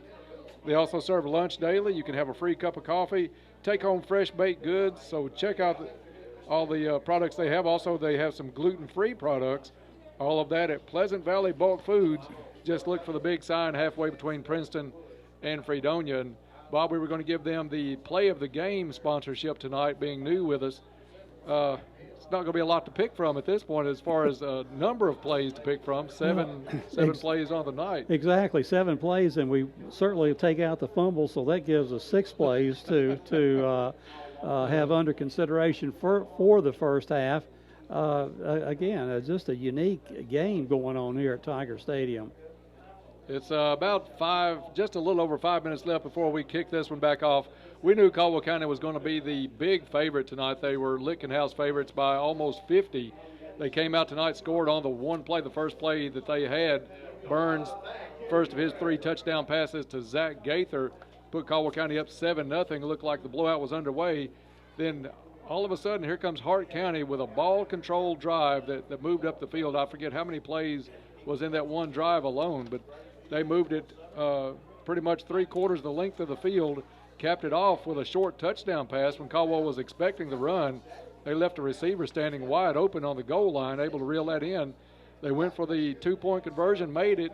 So at one time, I think there was 1:50 left in the first quarter, Hart County actually led this contest 8-7 over the Tigers.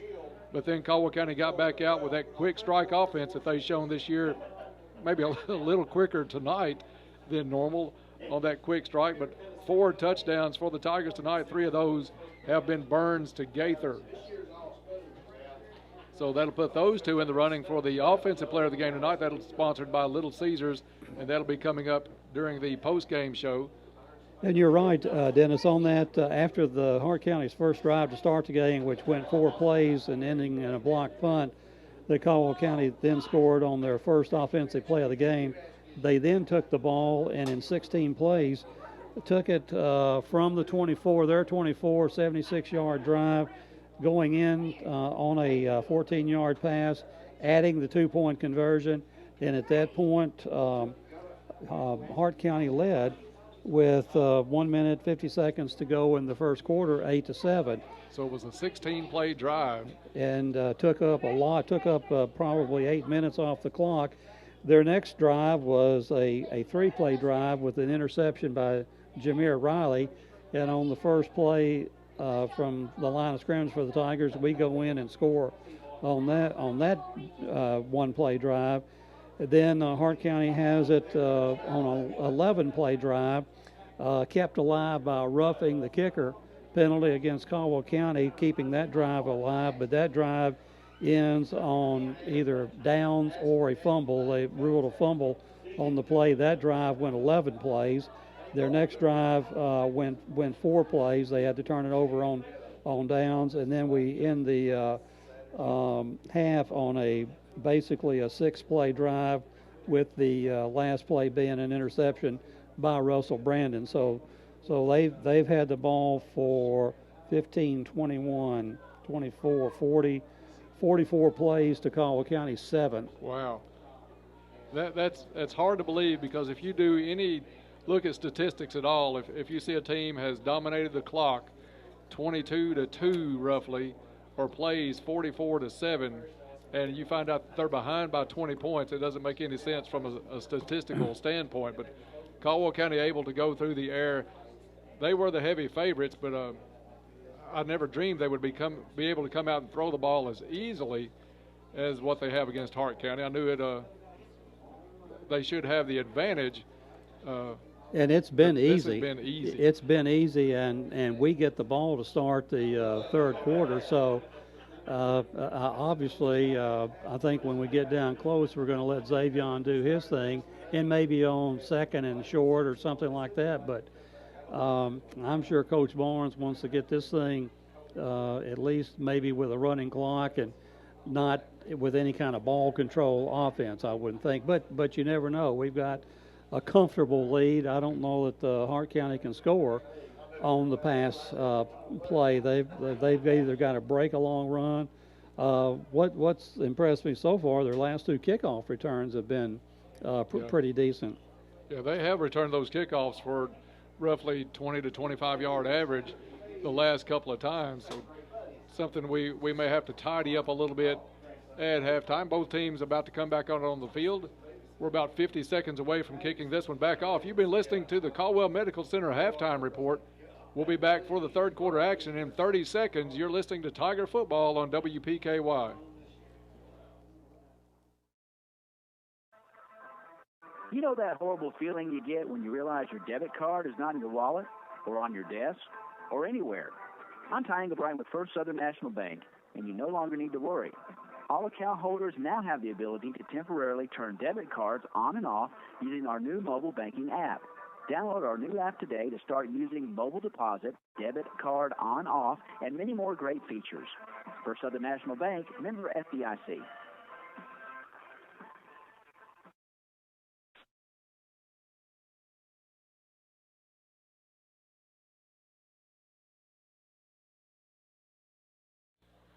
And back to Tiger Stadium as we get ready to start this second half. Caldwell leads this one 28-8.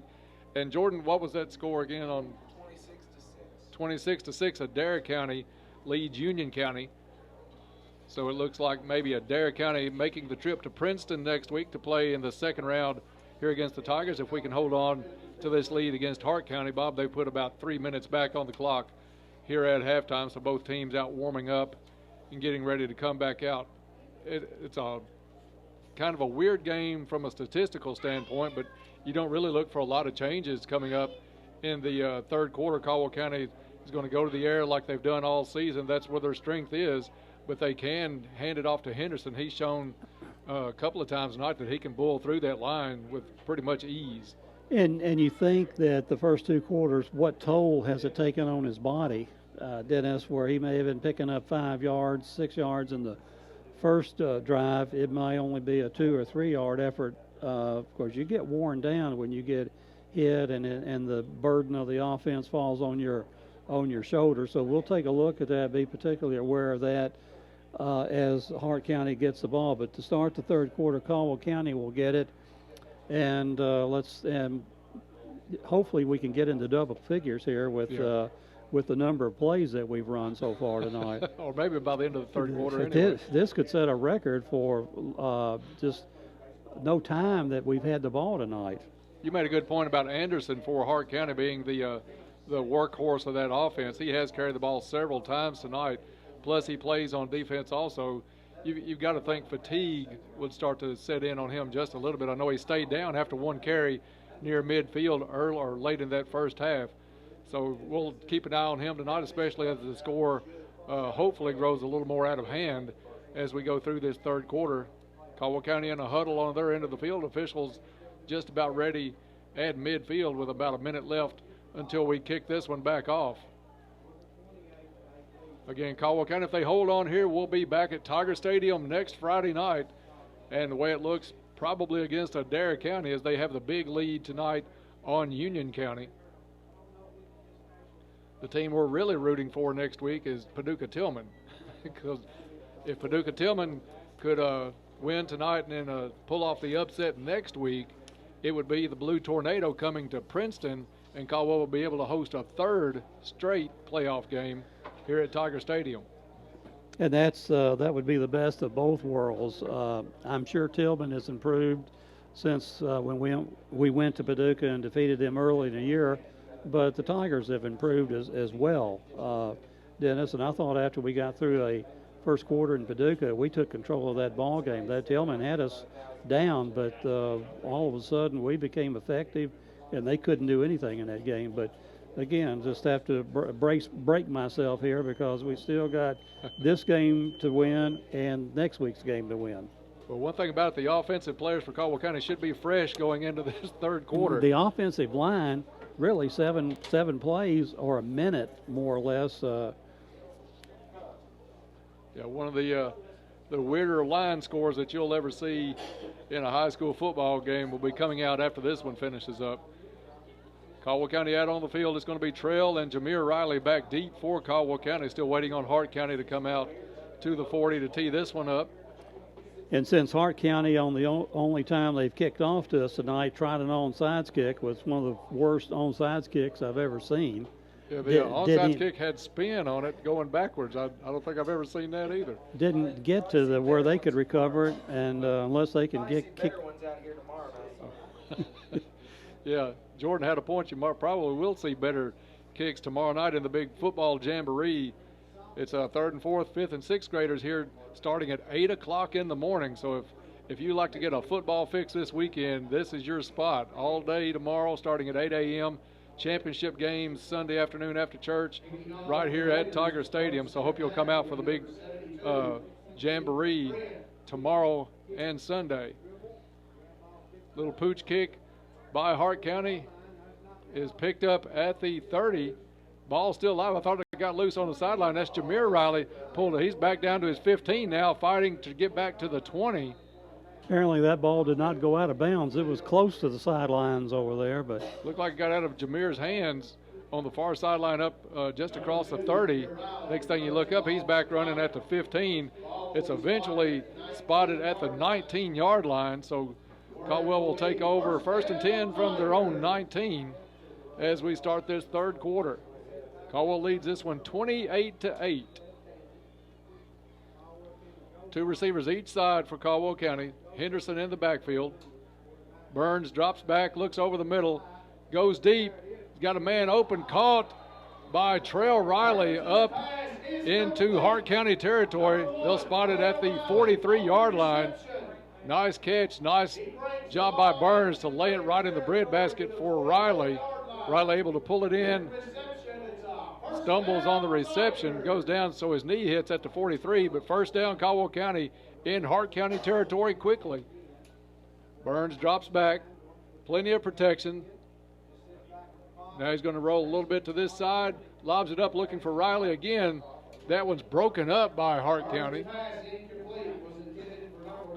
That was number 11, Blake Haynes, that had the touchdown earlier for Hart County. Breaks that one up, knocks it out of the hands of Trail Riley.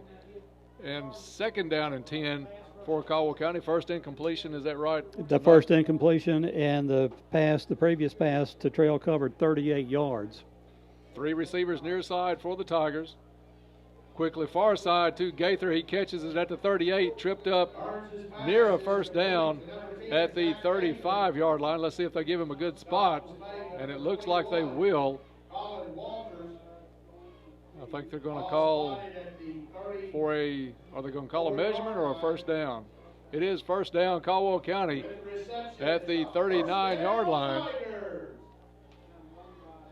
Burns in the backfield, hands off to Henderson, straight up the middle. Henderson across the 25, still on his feet across the 20, and inside the 20 down to about the 18-yard line.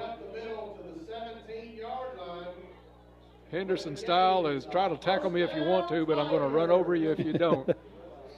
Xavier lowers that head, gets it inside the 20 down to the 18 for Caldwell. 11:05 left in the third quarter. The 16-yard run for Xavier on that. Burns back, complete to Gaither. That was going to be inside the 10. It's going to be close to a first down.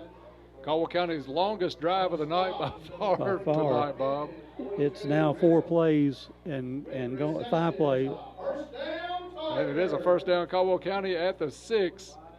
So it's first and goal for the Tigers with Henderson in the backfield. Burns looks, it's that quick hit to Gaither. Gaither's going to get across the end line and touchdown, Caldwell County. 4th time tonight, Burns to Gaither. And Caldwell scores. That one took a minute and 26 seconds. What would seem like an eternity tonight for Caldwell. 49 and 16, or 49 and it took just a little bit over a minute. The pass before the touchdown pass, Dennis, was that to Zach? The one that got to the 6-yard line? It was. And the extra point attempt is good. We'll just keep it right here. 35-8. Caldwell County, 10:34 left in the third quarter. And what by most standards is a short drive for Caldwell County, actually their longest by far of the night as they push this lead out on Hart County. 4th time tonight, it's Burns and Gaither.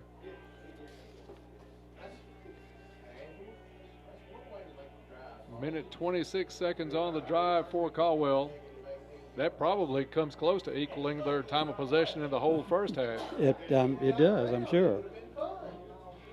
So Nichols will tee this one up at the 40, give it back to Hart County. Running clock starts in high school football when the lead is 36 or more. So that is in the works right now.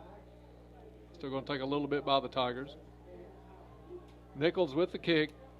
Goes far side, fielded and bobbled at the 10. Goes back to the 8, picks it up, gets up across the 10. And I think that was Gray. No, it was 22 East on the tackle. So it's going to pin Hart County back deep in their own end. I think they'll spot this one at about the 10 or 11-yard line. Let's see where they set it down, just across the 10. So 1st and 10, Hart County from their own 11 as they trail 35-8. Raiders come up to the line. Shoulders will go under center. One receiver split to the near side. Handoff up the middle. Stop there by the Tigers. Just shy of the 15, maybe to the 14-yard line, so we'll give them a pickup of about 3 on the play. That was Anderson on the carry for Hart County. And Bob, no real urgency for Hart County. They still go to the huddle. They don't change a thing even down this far. Shoulders under center again.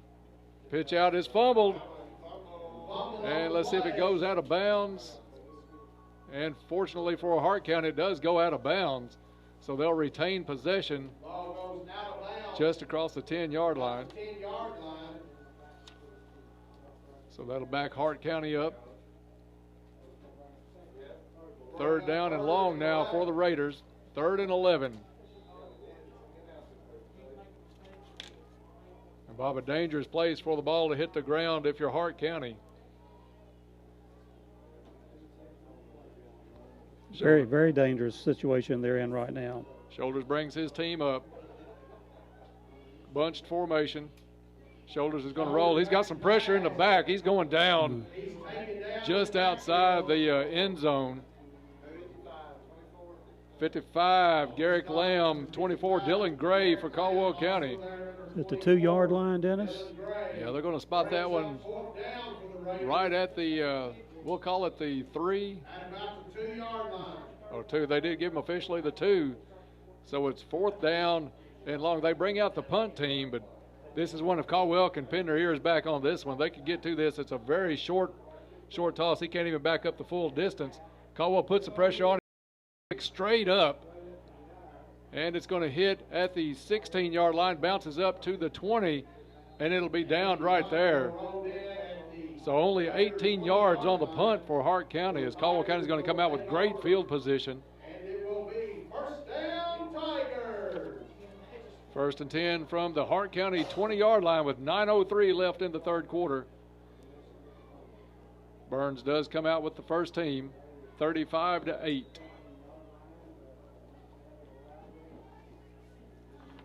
Number 20, Dustin McDaniel, split near sideline. 3 receivers to the far sideline. Riley, and Gaither far side. Henderson in the backfield with Burns. Burns looks up the field, goes over the middle, and I think it was McDaniel slipped on the play, incomplete at the goal line. That's Parker, excuse me, not McDaniel. Parker, the intended receiver. So Caldwell's going to come back. 2nd down and 10 from the 20-yard line. Burns takes a snap. Quick hit to Parker. It's complete at the 15. He gets it up and down to about the 10-yard line. Nice fight by Oliver Parker after the catch. It's going to be close to a 1st down. Let's see if they move it. And it is 3rd down. 3rd and less than 1 now for the Tigers. Burns takes it. Got a lot of time now. He rolls around, and he's going to go down. The pocket collapsed on Burns. He's going to go down. Didn't get rid of the ball, and he's going to be sacked all the way back to the 19-yard line. Let's see if the flag on the play, see what that one is. That's when you think Shane's just going to throw that one away, if anything. It looked like Shane was grabbed by the helmet on that. Oh, they did call a face mask on Hart County. So let's see where this puts the play. Face mask call goes against the Raiders. Clock stopped with 8:23 left in the 3rd quarter. And it's going to be a 1st down for Caldwell County. It'll be 1st and goal from the 5 for the Tigers. And timeout for Caldwell County with 8:23 left in the 3rd quarter. Big night for Shane Burns and Zach Gaither, Bob, as they've hooked up 4 times tonight. The other touchdown for the Tigers coming from Xavion Henderson. Caldwell County took the timeout. It's going to be a short one as they just get a few instructions from Coach Barnes back right out on the field.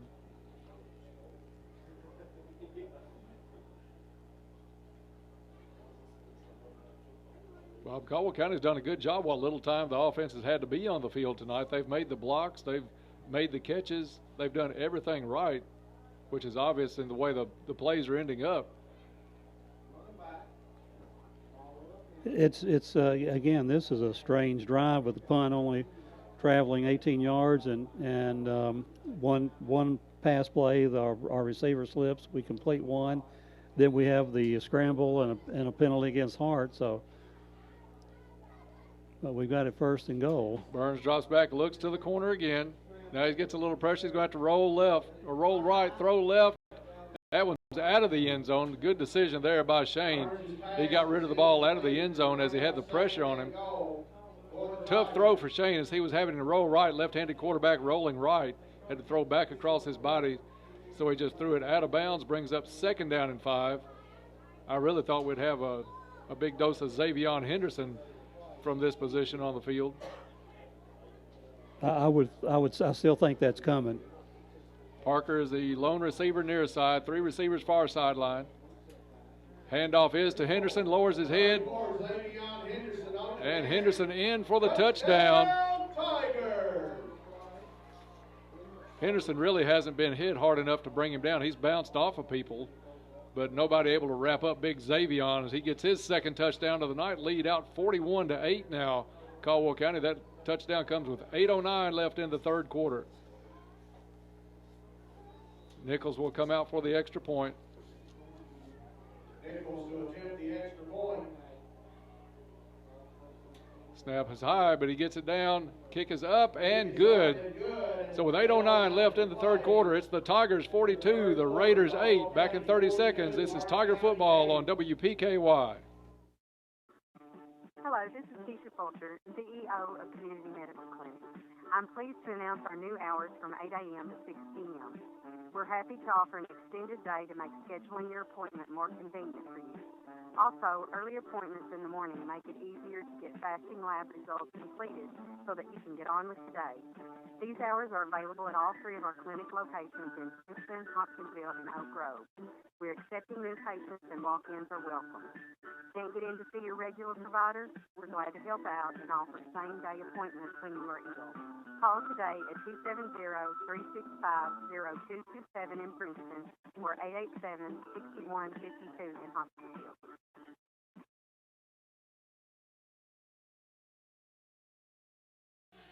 And we're back to Tiger Stadium. Nichols set to kick this one away to Hart County after the Xavion Henderson touchdown. Nice kick. That one's going to go back into the end zone for a touchback. Good leg on it from Nichols. So Hart County will take over from the 20.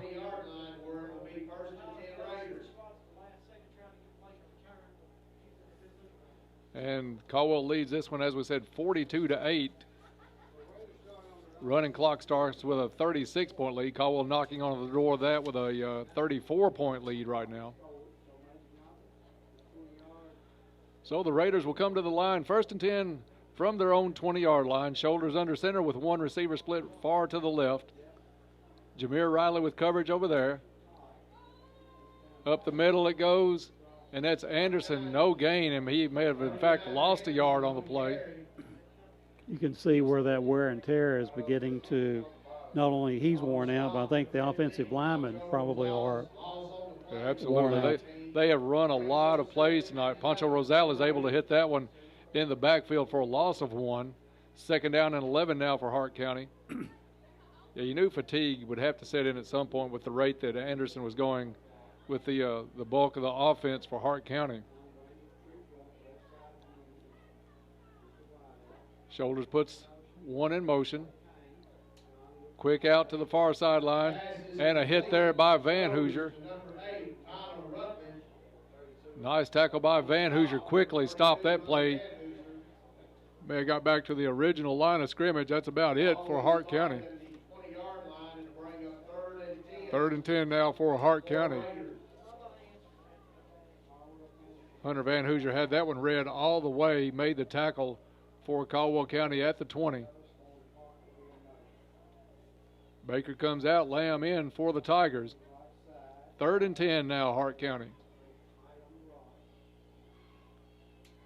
Pitch out left side. That one's going to be thrown for a loss in the backfield.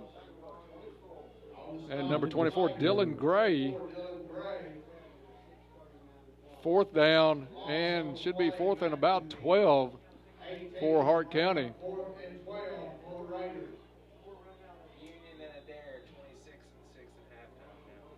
Union County trails Adair County, according to Jordan, 26-6 at halftime. To who? Oh. Punt by Hart County, gets it out near midfield, picked up at midfield, fumbled and recovered by Trail Riley. Tried to take that one on the run. Hart County able to stick a hand in, pull it away from him, but Trail able to spin around and recover that one. So Caldwell will take over in Hart County territory at the 48-yard line. Just over 6 minutes left in the third quarter as Caldwell County looks to punch this one in or at least a field goal right now, Bob, will put this one over that 36-point mark for the running clock. Let's see what the Tigers do, whether they go to the air again or whether they try to punch it on the ground. Henderson with the handoff. He goes left side, gets up across the 40, jumps one tackle across the 30 and brought down at the 28-yard line. Nice run, nice stiff arm back near the line of scrimmage by Xavion Henderson. Broke loose, gets it all the way up to the 28-yard line. A 20-yard run by Xavion. And into the game for Caldwell County is Mitchell Harrelson, a sophomore. He's going to be split out in the group to the far side.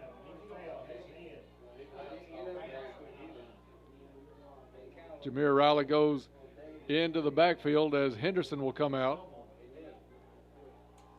Burns drops back. Time to throw over the middle. Hit and broken up across the middle. Incomplete. He was looking for Harrelson across the middle. This is going to be a tough catch for Harrelson. The ball was on target, but Harrelson had some pressure, double teamed, and hit from both sides as he tried to make that catch. Just about made the catch. Almost a great grab by Mitchell. 3 receivers far side. Oliver Parker, the lone receiver near side for Caldwell County. Swing pass out to Jameer Riley. It's complete at the 32, across the 30. Still on his feet at the 20. Breaks loose and takes it to the end zone. Nice run after the catch for the touchdown for Jameer Riley. That was all Jameer on that little swing pass there. Broke several tackles, able to weave his way into the end zone. Caldwell County leads now by 40 with 5:21 left in the third quarter. It's 48-8 Caldwell County. Nichols out to try to tack on the extra point attempt.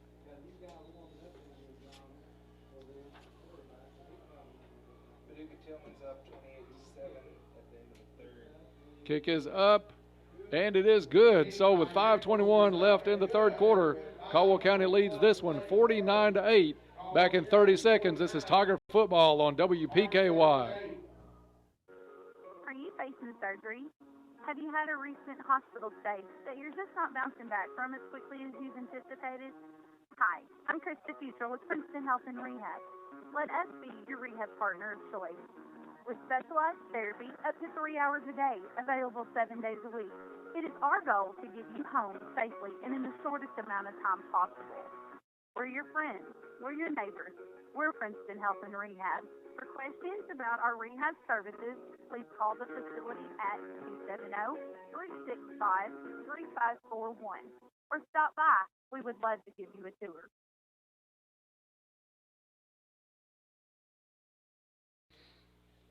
Back to Tiger Stadium. Caldwell County kicks it away, fielded on a short kick at the 25-yard line, and nice tackle there at the 26-yard line. Looked like De'Aaron Hamilton for Caldwell County. Caldwell County has the lead now, 49-8 running clock here at Tiger Stadium with 5 minutes left in the third quarter.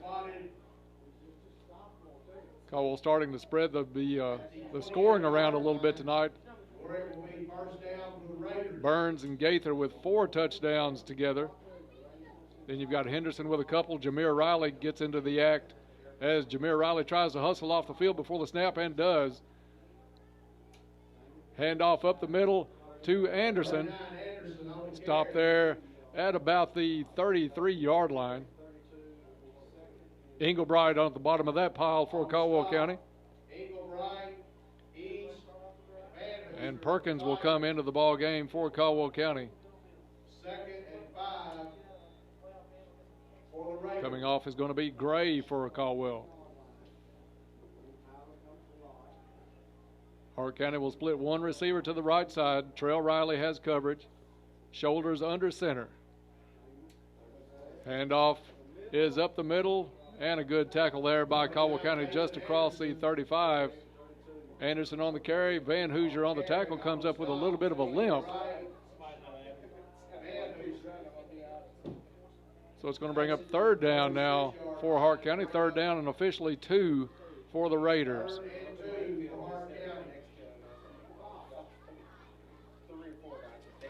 Caldwell County will hold on to this one. They'll play at home next Friday night Adair County had the big lead on Union earlier tonight. Paducah Tillman has a big lead on LaRue County in the third quarter.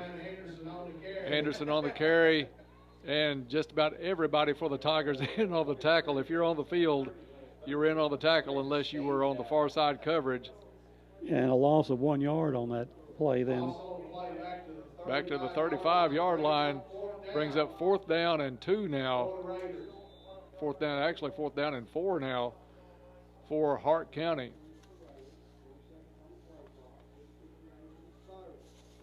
They'll keep the offense on the field and go for this one. Oliver Parker will come into the game. Dylan Cavanaugh has coverage on the far sideline. Hart County comes up to the line. Pitch out is to 39. Gets up across the 45, and I think he's going to come up just a little bit short, Bob, unless he gets a nice spot. And I believe they're going to mark it at the 38, so I think he is going to be short, Dennis. And they are, well, they're flipping aside, so they gave him a good spot. It is going to be first down. With the carry, it's a first down for the Raiders. I think if I was Caldwell, I think I'd have called for a measurement before they let him tote it up the field on that one. 38-yard line. Nonetheless, clock running. Caldwell County with a big 41-point lead now. 2:10 left in the third quarter as Hart County comes up 1st and 10 from their 38-yard line. Quick pass goes far sideline, incomplete. Nice coverage on the far sideline by Dylan Cavanaugh. Pass intended for Rutledge, but Cavanaugh had nice coverage on the far side. Cavanaugh, a 5'9", 150-pound sophomore for Caldwell. 2nd down and 10 with a running clock now, close to a minute and a half left in the third. One receiver split far sideline. Shoulders will go under center. Pitch out, he's going to reverse fields, found a hole, and that's quickly closed up. Poncho Rosales put the shoulder in at the 41-yard line. Rutledge on the carry for Hart County, but it's going to bring up a 3rd down and long for the Raiders.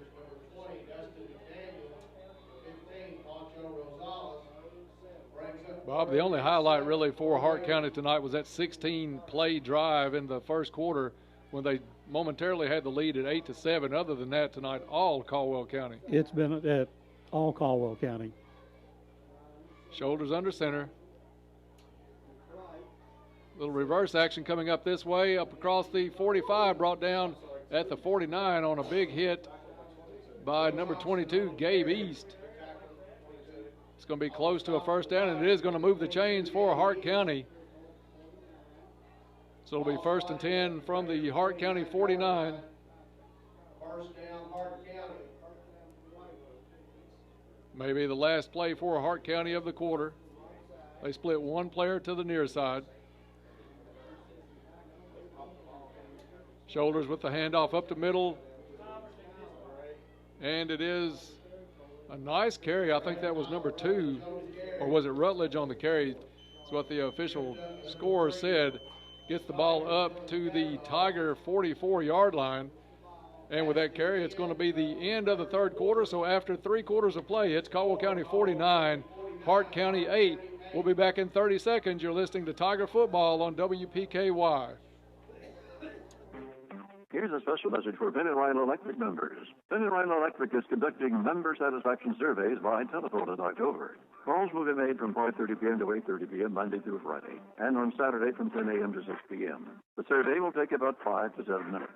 The surveys will help identify overall member satisfaction and be used as a measurement by Penn and Ryan Electric to ensure superior service to members. We thank you in advance for your time and cooperation. Penn and Ryan Electric, your touchstone energy cooperative.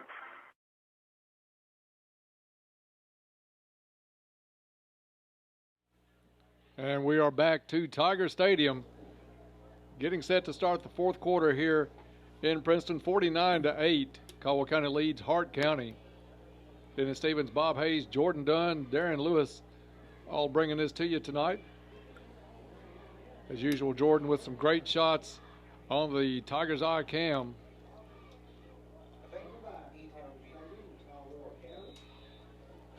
Live stream action here on WPKYonline.com. looks like we'll be having another crack at it next week too, Bob. I don't think. I don't see anything changing that other than the. If I had a cigar and smoked, Dennis, I believe I'd light it up right now. You can fire it up now. Nice run by Hart County, but a good pursuit by Caldwell. There's a lot of substitutes are in the game. Let's see if we can get that one. Was it Dustin McDaniel in for Caldwell County?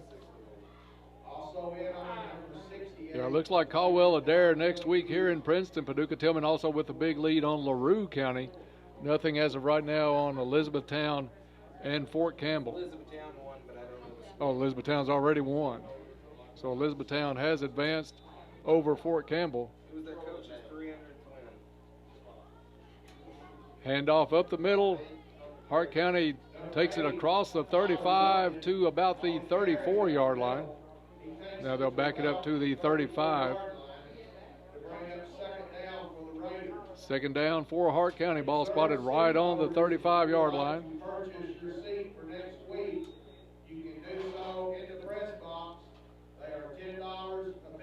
And the announcement being made, if you want to purchase tickets for next week's game, $10 a piece here in the press box. So that will be for Caldwell County's second round action next week in the playoffs. Hart County puts one in motion. Misdirection picked up nicely by number 42 for Caldwell County, and that is De'Aaron Hamilton. Read that one all the way. Nice job by Hamilton to stay at home, make that tackle. Loss on the play is going to take it back to the 37-yard line. Third down and 5 for the Raiders. Just over 10 minutes left in the ball game. Shoulders will bring his squad up. One receiver split to the left. Is that Parker with coverage on that one? Handoff is to 39, Anderson. Anderson's going to be up close to a first down. Let's see where they spot this one. Looks a little bit short from here, but we've been fooled a couple of times tonight on these spots. They've been pretty favorable with the spots. Look, he's at the 33, so a gain of 4 on that play. And it does bring up fourth down. 4th and 2.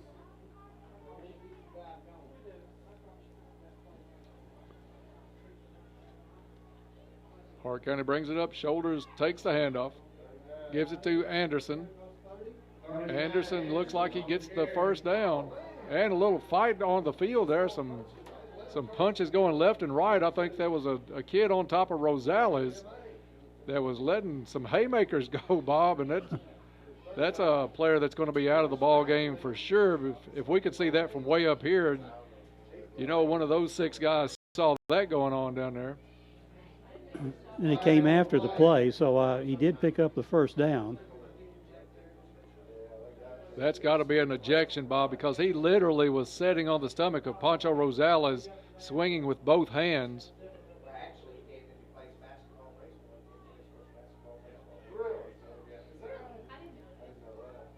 So let's see what the officials will call on this one. Like Bob said, it was after the play, but blatantly throwing punches on the field.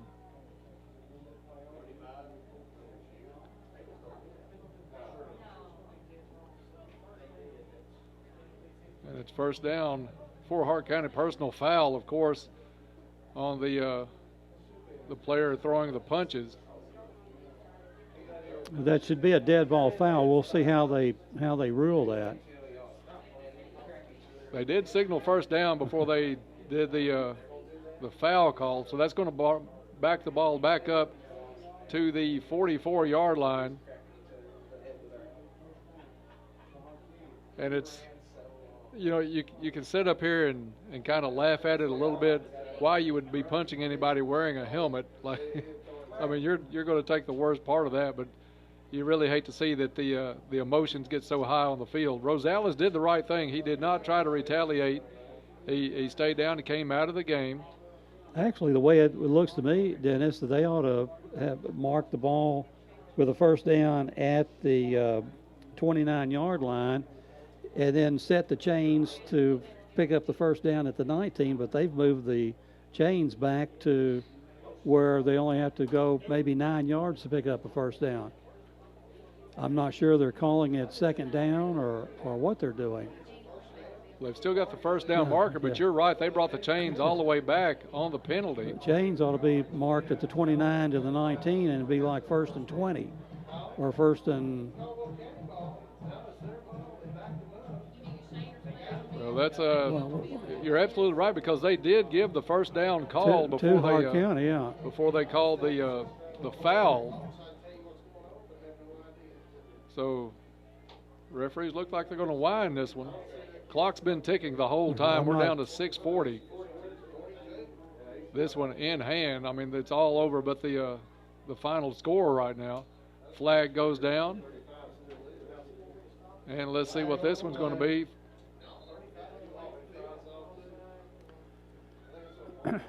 Little discussion at midfield by the officials.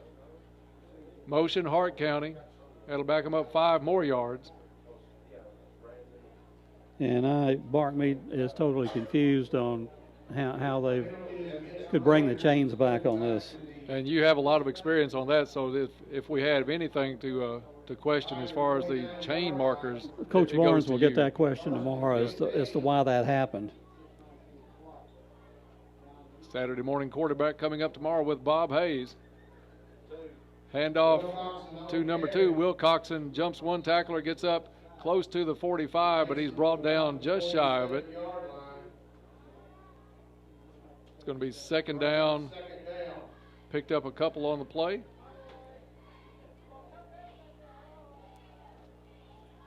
Or maybe 1 on the play. We'll call it 2nd and 14.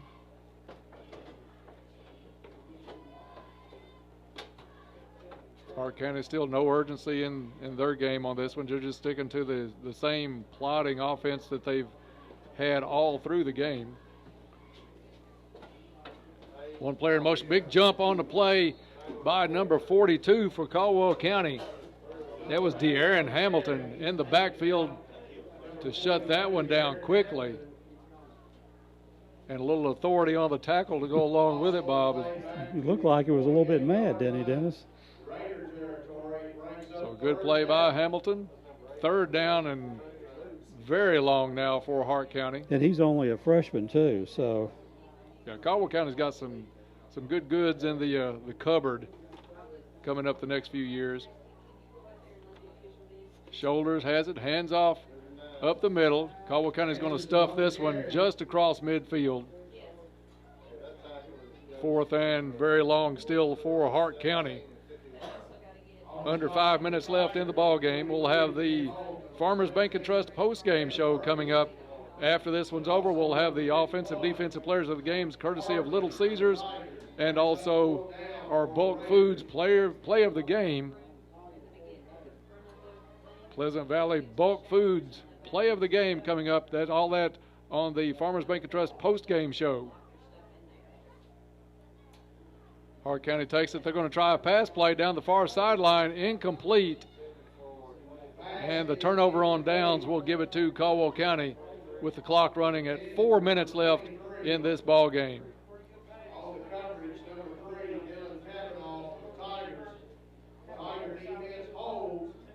After Caldwell County figured out after that 16-play drive by Hart County that how to stop that run, it's been all Caldwell County since then. So 1st down Caldwell County. They'll have the ball on their own 48-yard line. You got to figure Jaggers is coming out, and it is number 6, Joby Jaggers, in at quarterback for Caldwell County. We'll try to get as many of these new numbers as we can as Jaggers goes back in the shotgun. Takes it, hands over to number 42, gets around the far end, up close to a 1st down. De'Aaron Hamilton with a nice run on the sweep around the left end.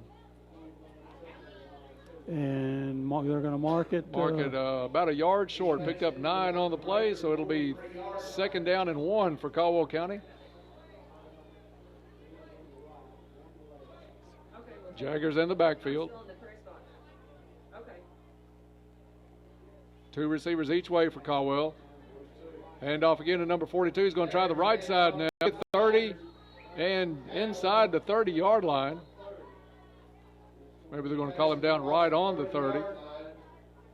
pick up a 13 yards, followed by a previous 9-yard gain for De'Aaron. And timeout called. Did he signal timeout for Hart County? Because the clock did stop momentarily. No, the clock's running now. Okay. 2 minutes, 20 seconds left in the ball game. Caldwell County advancing on next week. Game will be here at Caldwell County. Tickets for that game are on sale in the press box. If you happen to be here at the stadium listening to this or are already out in the car listening, tickets are $10 sold here in the press box for next week's game. Snap is back to Jaggers. Hands off to 56 is Jacob Lady, a freshman, 5'8" freshman. Not often you see a number 56 coming out of the backfield with the handoff, but Jacob Lady. Are they going to give him no gain, or? I think they're going to pull him down for about a yard loss. Yard loss by Jacob Lady on the play. 2nd and 11 now for Caldwell County. Lady will stay in the ball game with Jaggers in the backfield. Minute and a half left in the ball game. 49-8 Caldwell County. Jaggers letting that play clock tick down, probably inside of 10 before he takes a snap. Snap is back. Lady will take the handoff again. He's going to be met in the backfield, thrown for a loss all the way back to the 45-yard or 35-yard line, excuse me. So Lady having trouble getting around the ends on the last couple of plays. He's going to come out. And Caldwell County shouldn't have to run but maybe one more play in this one. They go into victory formation as Jaggers will take a knee. 3rd down for Caldwell County.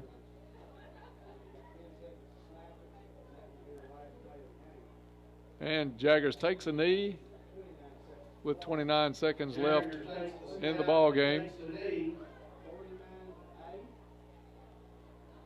And I think that's going to do it.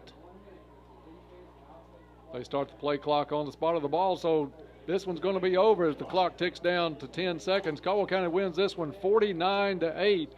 We'll be back with the Farmers Bank and Trust post-game show. We'll have offensive, defensive players of the game, the play of the game, and also all the stats with Bob Hayes. So stay tuned. The Farmers Bank and Trust post-game show comes your way in 4 minutes. You're listening to Tiger Football on WPKY. By Sandra's Gatherings, where she is welcoming fall. Using traditional harvest florals, Sandra's Gatherings has created a down-home decor mixed with country collectibles, helping to give your home that time-worn charm. Make sure to ask about the new 1803 Keepers of Light candles and scents that have arrived just in time to complete your autumn inspiration. That's Sandra's Gatherings, 116 East Main Street in downtown Princeton. Phone 270-365-4000. Princeton Drug Company, 103 West Main in Princeton, proudly features low-cost prescriptions and friendly service. Princeton Drug offers in-town delivery, in-store pickup, or a convenient drive-through window. Princeton Drug has a wide selection of Christian greeting cards for every occasion. Princeton Drug is open Monday through Friday, 8:30 to 5:30, and on Saturday from 8:30 to 2:30. No deliveries on Saturday. Princeton Drug, 103 West Main Street, Princeton. Phone 365-5585. Whether it's a new addition to your home, a family vacation, bill consolidation, medical bills, starter loans, auto repair, whatever your need might be, let ABC Finance and their friendly staff help you. ABC Finance can help you through the tough times. Stop by or call ABC Finance today, located on 62 West at Princeton Plaza in Princeton. Phone 365-7444. Call Jody Lamb or one of the friendly staff and they will do their best to get the money you need. You love McDonald's all-day breakfast. Yes. But you don't love that you can't get all your favorites all day. No. But now you're going to love that you can get more all day. Huh. Like McGriddles and biscuits and McMuffin sandwiches. Which means you'll have to find something else to not love. Okay. Like broken grocery carts. Or when your smoke alarm battery dies at 3 a.m. What? What happened? Or songs that combine two styles of music that don't go together. Get more choices you love. Now with McDonald's all-day breakfast. McDonald's all-day breakfast menu varies by location. This is Holly Van Hooser with the Woodall Agency in Princeton, Kentucky. Are you wanting the best options that meet your needs? If so, call our friendly and professional agents who are just a phone call away at 365-5541 or visit our website, woodallagency.com. We will give you a free quote for your home, auto, or even your business. We will get back with you on the best options that meet your needs. Our office is located at 110 West Washington Street. Call Woodall, y'all. Hart in Princeton wants to remind everyone a full line of genuine GM and Mopar parts and accessories for your car, truck, or SUV. We also offer retract bed covers. You have to see to believe how awesome they are. WeatherTech floor mats are a must for folks with little people and moms and dads that want to keep their entire carpet protected. Make your truck or SUV stand out with chrome accessories such as 20-inch wheels and tires, running boards, mirror covers, and door handles. Need a gift idea? Adding remote start will surely please your loved one. Call Shauna today for all your accessory needs. 270-365-5522. Tri-Cities Incorporated, Highway 91 North in Princeton. When you need extra time to heal, Caldwell Medical Center's Swing Bed program can help you if you've been discharged from a hospital but still need recovery time before going home. Who's right for swing beds? Patients with recent joint repair or replacement, recovering from a wound or major surgery, patients who need acute physical or occupational therapy, patients in need of post-hospitalization pain management or IV therapy, or patients recovering from a stroke. For more information, contact Caldwell Medical Center at 270-365-0300. Caldwell Medical Center, located at 100 Medical Center Drive. And welcome everybody back to Tiger Stadium. Caldwell County advances to the second round of the playoffs next week with a big 49-8 win over Hart County. Bob's totaling up all the game stats. We'll have those in just a minute. This is the Farmers Bank and Trust post-game show here on 103.3 The Tiger. Taking a look at a couple of other scores tonight with about 3 minutes left. Paducah-Tillman had a big lead on LaRue County, 35-13. Elizabethtown advanced to next week with a 49-0 win over Fort Campbell. Adair County had the big lead over Union County at the half at 26-6. So it looks like probably Adair County here in Princeton next week. We'll have that game right here on WPKY 103.3 and also streaming live on WPKYonline.com. Hope you'll tune in.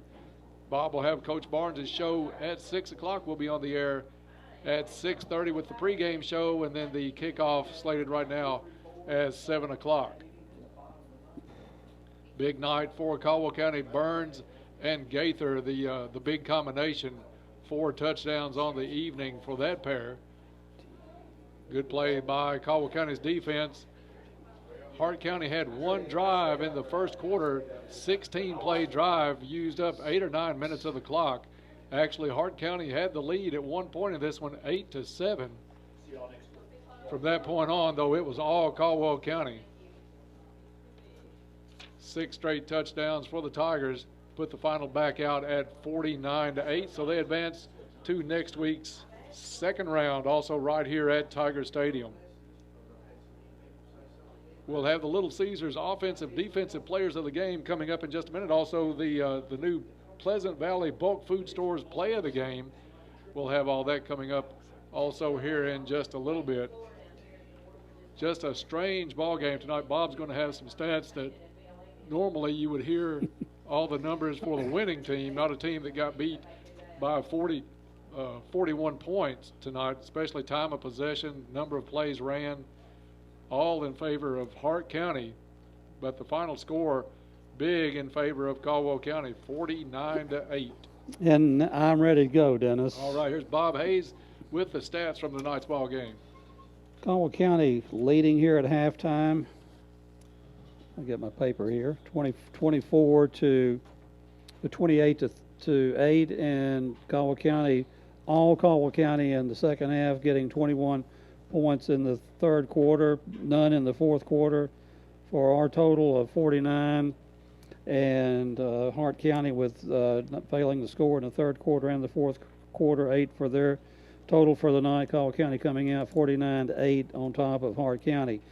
In the second half, in the third quarter, Zach Gaither got our scoring started in the second half on a 6-yard pass from Shane Burns. Boyce Nichols added the kick at 10 minutes and 34 seconds of the third quarter.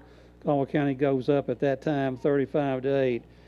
Again in the third quarter, Xavion Henderson on a 5-yard run. Boyce Nichols adding the extra point at the 8-minute 9-second mark of the third quarter. Caldwell County goes up 42-8 at that point, and the final touchdown of the game coming in the third quarter with 5 minutes and 21 seconds to play. Jameer Riley on a 28-yard pass from Shane.